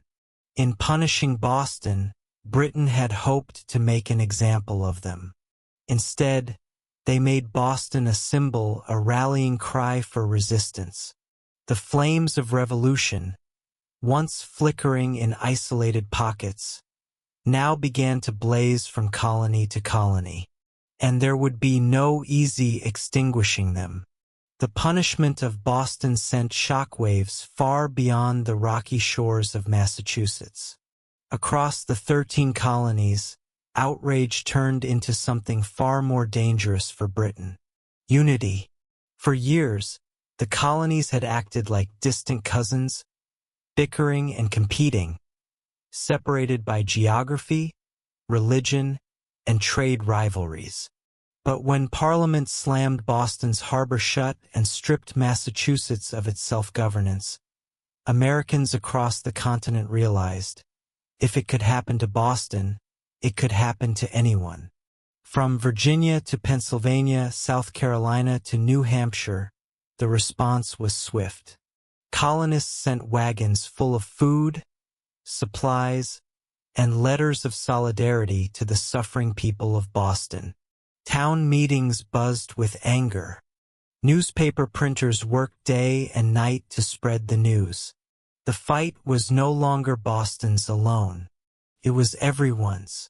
And so, in September 1774, something unprecedented happened. The First Continental Congress convened in Philadelphia. For the first time, representatives from 12 of the 13 colonies gathered under one roof to discuss a unified response. Men like George Washington, Patrick Henry, John Adams, and Samuel Adams, once merely regional figures, now stood together as architects of a movement that was growing larger by the day. Their goal, at least officially, was not yet full independence. Most still hoped for reconciliation, for a return to the old relationship of mutual respect under the British Crown. But beneath the polite debates and carefully worded petitions, a deeper understanding was taking root. The colonies could no longer afford to stand separately. At the Congress, they agreed to a sweeping boycott of British goods.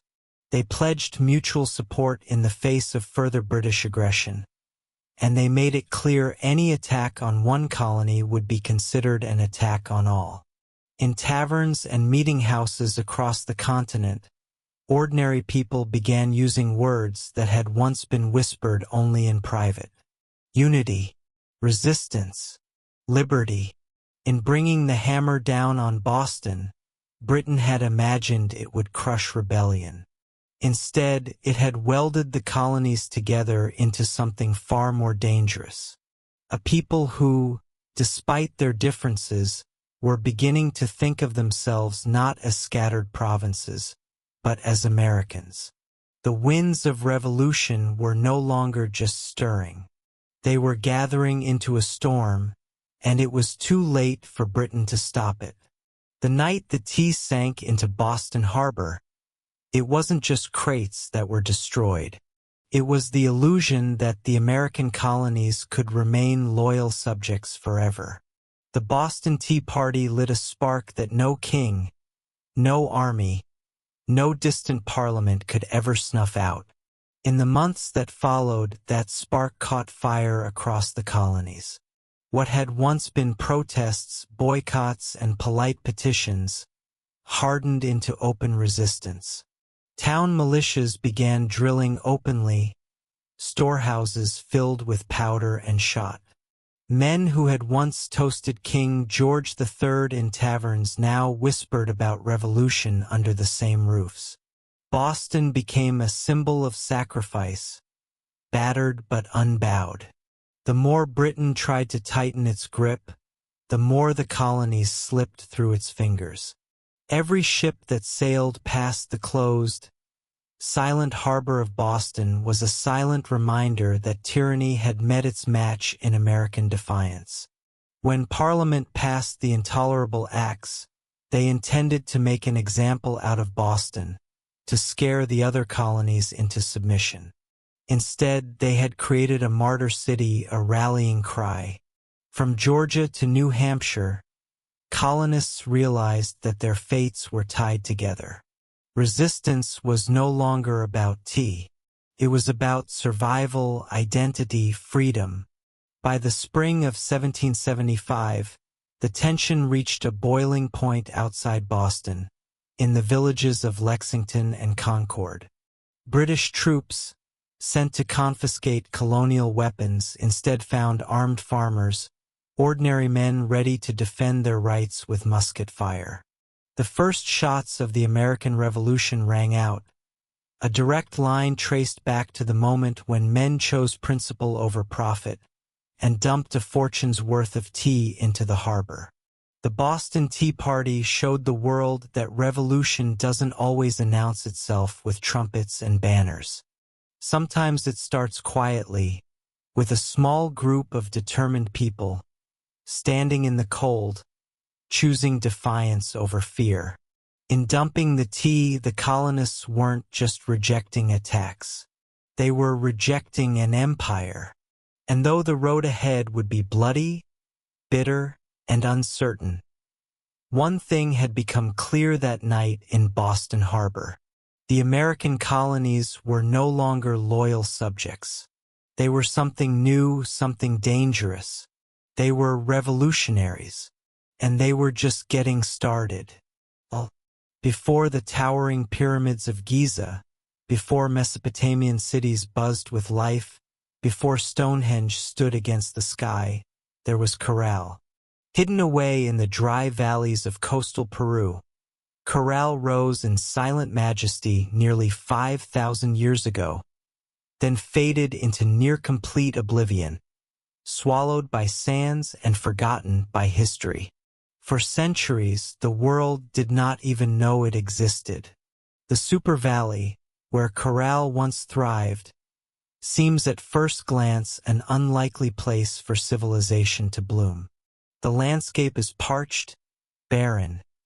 The river little more than a thin silver thread winding through rocks and dust.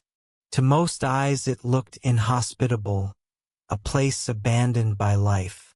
Yet it was here, amid the desolation, that one of humanity's earliest great cities took shape. Corral wasn't just a collection of scattered huts or a temporary trading post. It was a planned city, sprawling over 150 acres, filled with pyramids, plazas, residential quarters, and ceremonial spaces. It had scale, purpose, and vision, a complex society blossoming centuries before the Egyptians began stacking stones into pyramids of their own. The people of Corral achieved this without the wheel, without written language, without metal tools. They built massive structures from stone and earth with nothing but ingenuity, communal effort, and the raw power of human will. Yet for thousands of years, Corral's existence remained a secret.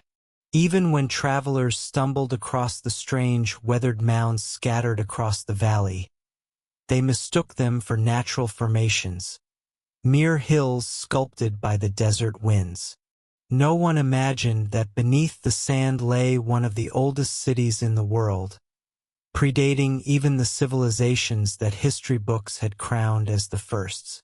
It wasn't until the late 20th century that archaeologists, led by Ruth Shady, uncovered the truth.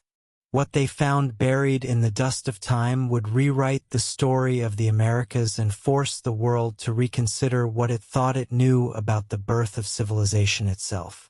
Corral had risen, flourished, and fallen in total anonymity. Now, after millennia of silence, its stones are speaking again, whispering of a peaceful, intelligent people who built a world of complexity and wonder in a land where life itself seemed impossible. And this was only the beginning of their story. At first glance, the Supi Valley looks like a place where life should struggle to exist. Harsh winds sweep across endless stretches of sand and stone. The sun beats down mercilessly, drying out the earth, baking the landscape into cracked, brittle sheets. Water is scarce, the river a meandering thread fighting for survival. To the untrained eye, it is a wasteland, barren, empty, forgotten by the gods. But the people of Corral saw something different. They did not see a desert to be feared. They saw a canvas to be shaped. They recognized the river, however modest, as the lifeblood of possibility. And so, with patience, ingenuity, and sheer determination, they turned this unforgiving place into a thriving oasis of life and culture. Their first victory was agriculture. They learned to tame the river's seasonal floods, building simple but brilliant irrigation systems that channeled water across the valley floor. Where others saw sand and dust, they coaxed green shoots of hope, cotton, beans, squash, guava, sweet potatoes. Cotton, in particular, became their treasure. It was spun into fishing nets and textiles, fueling trade with coastal villages and creating bonds that stretched far beyond their desert home. But growing crops was only part of their mastery. The people of Corral understood that survival in the desert required balance. They worked with nature, not against it. They built their homes and plazas from stone and earth, designed to withstand both scorching heat and the rare, punishing rains that occasionally swept through the valley. They studied the stars and seasons, planning their harvests with the precision of master astronomers. Trade became the veins and arteries of Corral's economy. Dried fish, cotton, fruits, and handmade goods flowed up and down the coast. In exchange, Corral received exotic goods, colorful shells from the Pacific, rare stones from the Andes, ideas from distant peoples. They were not isolated, they were connected. In a land where survival seemed impossible, Corral thrived through intelligence, innovation, and community. They didn't conquer the desert with brute force. They partnered with it, learning its rhythms, respecting its power, building a society that was not just functional. It was extraordinary. Against the odds, Corral blossomed into a beacon of civilization. And it was only beginning to rise. Rising out of the desert like ancient guardians, the pyramids of Corral defy everything we thought we knew about early civilization in the Americas. These were not small, crude structures built by primitive hands. They were massive, deliberate works of architecture, created by a people with vision, organization, and ambition. The centerpiece of the city was the Pyramid Mare, the largest of Corral's monumental structures. It stretched more than 450 feet in length and towered nearly 60 feet above the desert floor, a feat of engineering on par with the early wonders of the ancient world. Built from stone, mud, and woven reed bags filled with rocks, the pyramid was designed not just to endure the harsh climate, but to withstand the punishing earthquakes that occasionally rattled the region. And endure it did, standing silent against wind and time for nearly 5 millennia. But the pyramids of Corral were not tombs. Unlike the massive burial complexes of Egypt, Corral's pyramids served a different purpose. They were centers of ceremony, power, and public life. Temples and gathering spaces crowned their summits, accessible by broad, elegant staircases. Fires once burned atop these platforms, and rituals were held beneath the endless Peruvian sky. At the foot of the pyramids, vast plazas opened up, sunken and circular, inviting thousands to gather for religious ceremonies, political meetings, and communal celebrations. The very design of Corral's cityscape suggested a society that prized community and order, a people deeply connected to one another and to the cosmos. Around the pyramids, smaller residential complexes fanned out, likely home to priests, administrators, artisans, and farmers. The pyramids themselves seem to have been strategically placed, aligned with celestial events, sunrises, solstices, the cycles of the stars. To the people of Corral, architecture wasn't just practical, it was spiritual, mathematical, cosmic. Walking among the weathered stones today, it's almost impossible not to feel a strange sense of awe. These structures were raised without metal tools, without the wheel, without beasts of burden. Yet they rose with symmetry, scale, and staggering precision. The Great Pyramids of Corral were not built for vanity, nor for war. They were built to connect earth and sky, community and cosmos, humanity and eternity, and they still whisper across the sands, telling a story that refuses to be forgotten.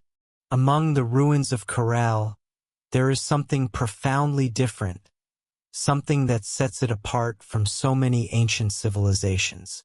No weapons have been found buried beneath its sands. No defensive walls circle its plazas. No mass graves hint at bloody conquest or internal strife. Unlike the kingdoms that rose and fell through war, Corral was a society built on peace. It's a revelation that defies expectations. Here was a civilization that flourished not through violence, but through cooperation, trade, and shared belief. The people of Corral seem to have invested their energy not in armies or fortresses, but in architecture, astronomy, music, and communal life. Their plazas and pyramids weren't monuments to victory over enemies. They were centers of celebration, worship, and governance.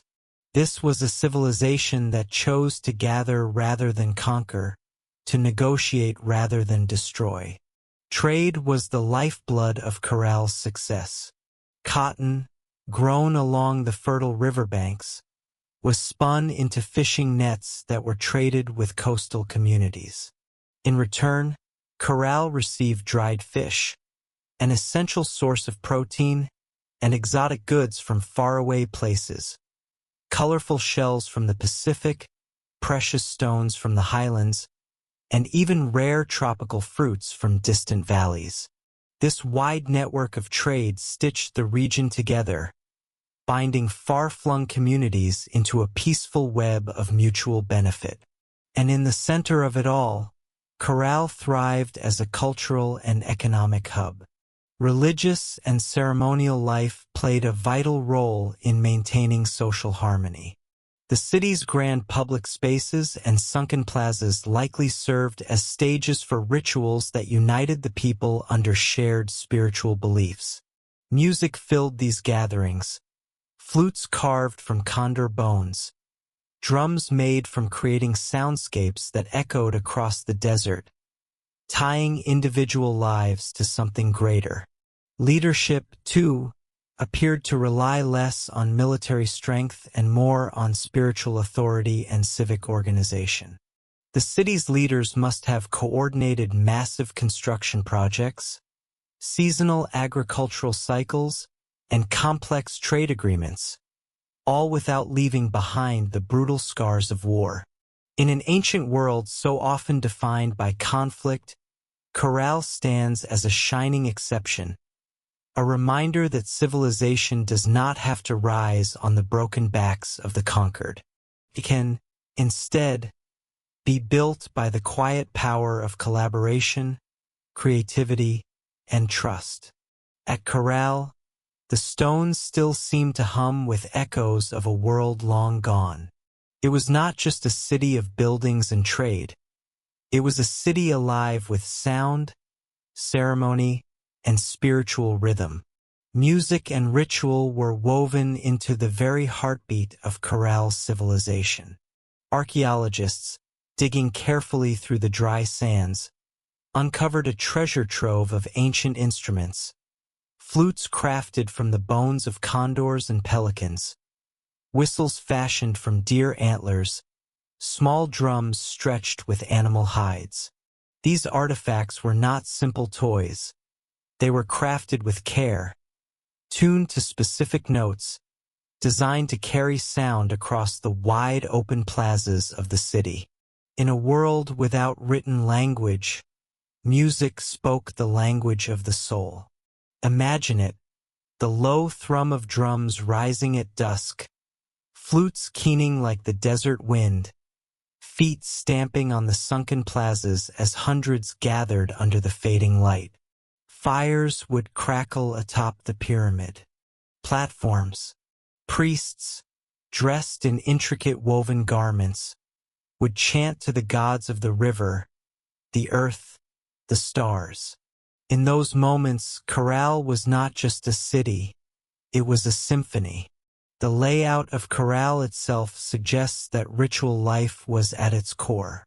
The grand plazas were not mere open spaces. They were stages for communal ceremonies, carefully designed to draw people together. The sunken circular courts acted like ancient amphitheaters, focusing sound and sight onto the rituals performed at their centers. And above them all, the pyramids loomed, not as tombs, but as sacred mountains built by human hands, linking the earth to the heavens.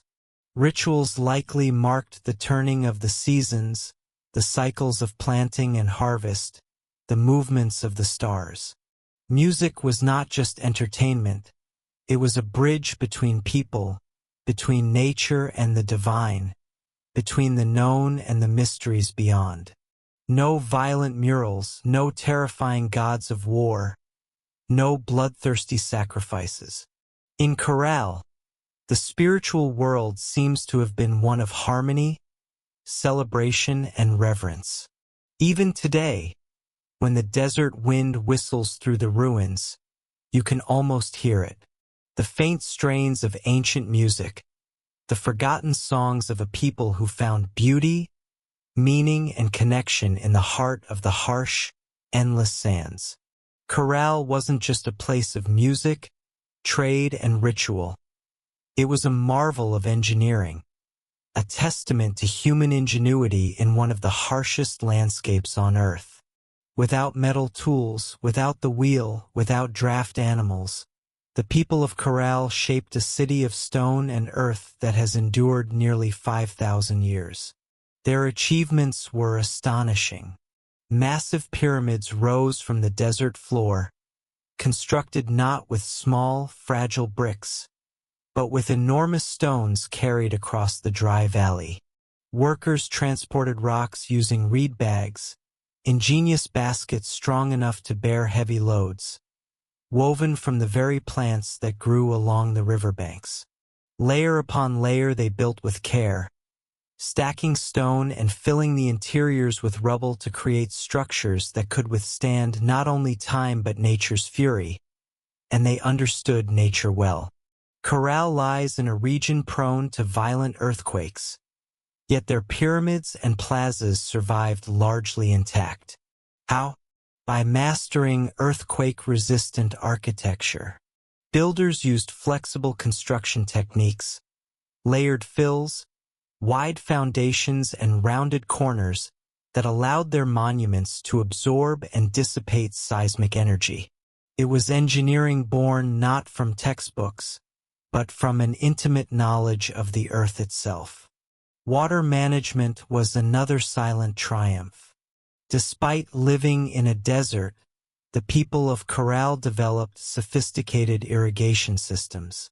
Channels and canals carefully guided river water to their agricultural fields, allowing crops to flourish even during dry seasons. No water was wasted, every drop mattered.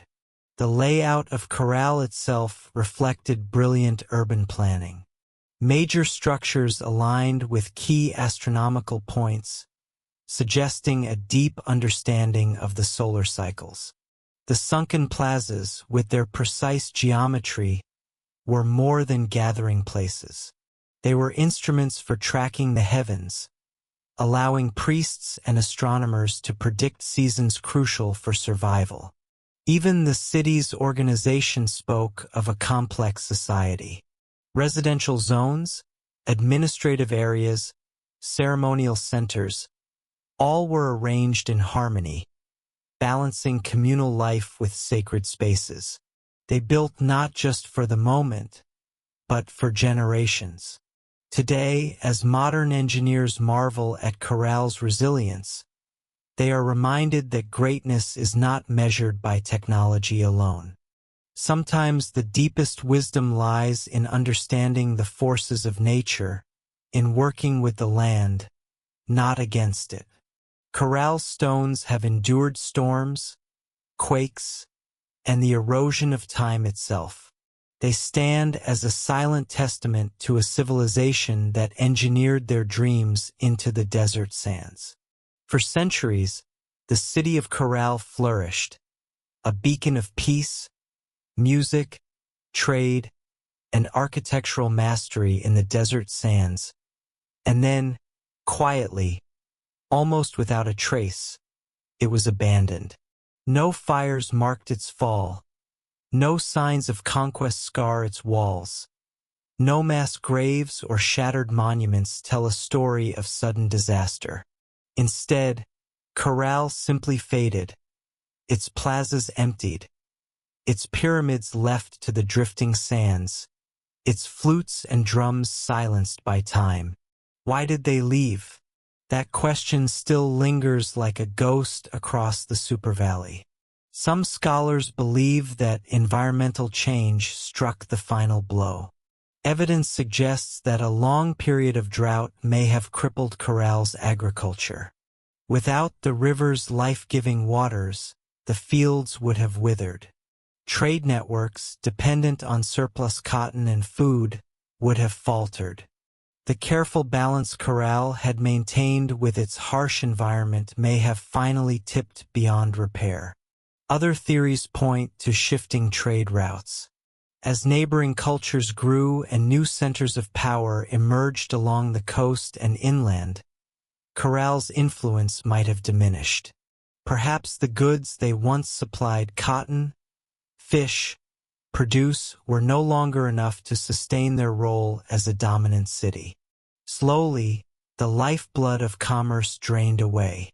Still others whisper of internal decline. Without written records, we can only imagine political struggles, religious upheaval, or simple exhaustion after centuries of growth.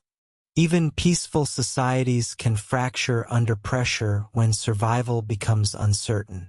Whatever the cause, the departure seems to have been gradual, not sudden. Families likely drifted away one by one, seeking more fertile valleys, stronger rivers, new beginnings. Children who once ran across Corral's plazas grew up telling stories of a lost city behind them, stories that would eventually fade into legend. The desert reclaimed what humans had built. Winds carried fine sand over stone temples. Flutes lay buried beneath shifting dunes. What had once been a humming, vibrant civilization became a field of silent, sleeping mounds. For nearly 4,000 years, Corral remained hidden, a whisper beneath the sands, waiting. Today, as archaeologists carefully uncover its stones, the question still burns. How does a city so advanced, so beautifully crafted, simply vanish?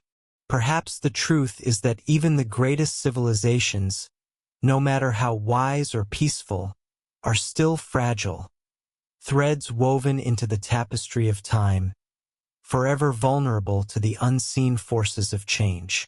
For millennia, Corral lay forgotten, buried beneath the silent sands of the Super Valley. Travelers passed the strange, rounded hills that dotted the landscape, never suspecting that beneath their feet lay the ruins of a civilization older than the pyramids of Egypt. To them, these were just natural formations, mounds shaped by the wind and time. It wasn't until the late 20th century that the world would finally hear chorale's voice again.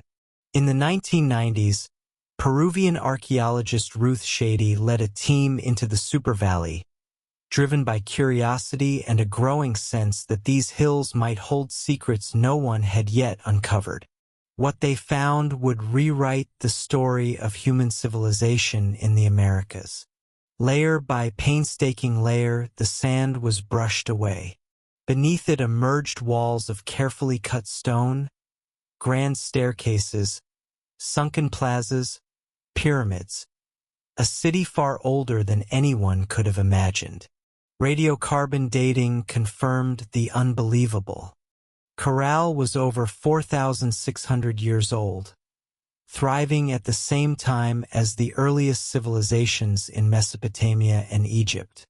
It was a discovery that shook the foundations of archaeology. Before Coral, scholars believed that civilization in the Americas developed much later, shadowed by the great empires of the Old World. Coral changed everything. It proved that the Americas had birthed monumental architecture, complex urban life, and social organization independently, long before the rise of the Incas or the Maya.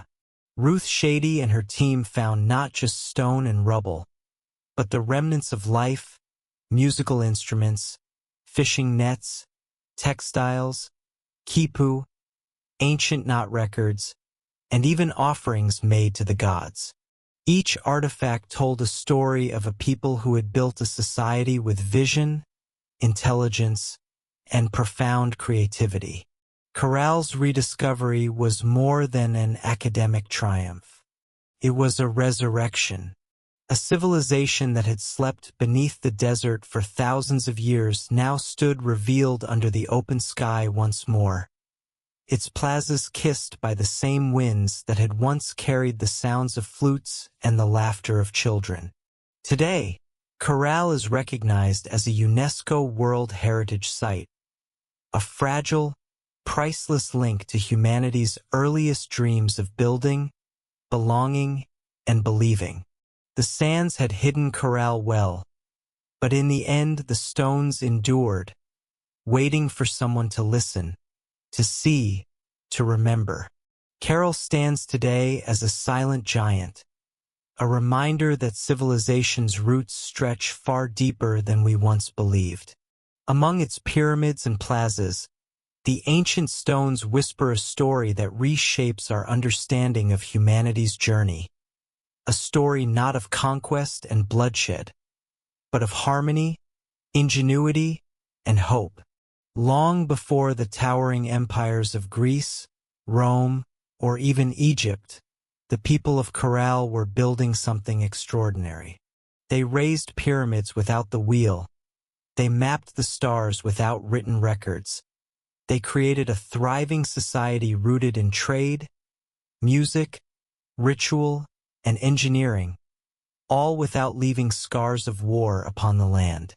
In an era often defined by conflict, Coral offers another vision of what civilization can be, a society that valued connection over conquest, knowledge over domination. It reminds us that complexity does not require violence, that greatness is not measured by how many armies march across a battlefield, but by how a community comes together to build, to create, to dream. Coral's legacy reaches far beyond the dry sands of the Soup Valley. It challenges old assumptions that civilization had a single cradle, that urban life and monumental architecture belonged first to the Old World. Coral proves that humanity's spirit of innovation and aspiration arose independently in many corners of the earth, shaped by different hands, but driven by the same eternal desires, to endure, to celebrate, to reach toward the divine. Today, walking among Coral's weathered ruins, you can almost hear it. The pulse of drums, the low hum of flutes, the murmur of traders bargaining in the plazas, the laughter of children racing through stone alleys under a sky of endless stars. Their lives, their dreams, Their stories are still with us, etched into the bones of the earth. Chorale teaches us that even when civilizations fall, their spirit can endure, sleeping under sands, waiting to be remembered, waiting to inspire again. In the great timeline of human history, chorale shines not just as a relic of the past, but as a beacon for the future, a reminder that, even in the harshest deserts, even under the heaviest sands, the seeds of wonder, wisdom, and peace can take root and build a world that reaches for the stars.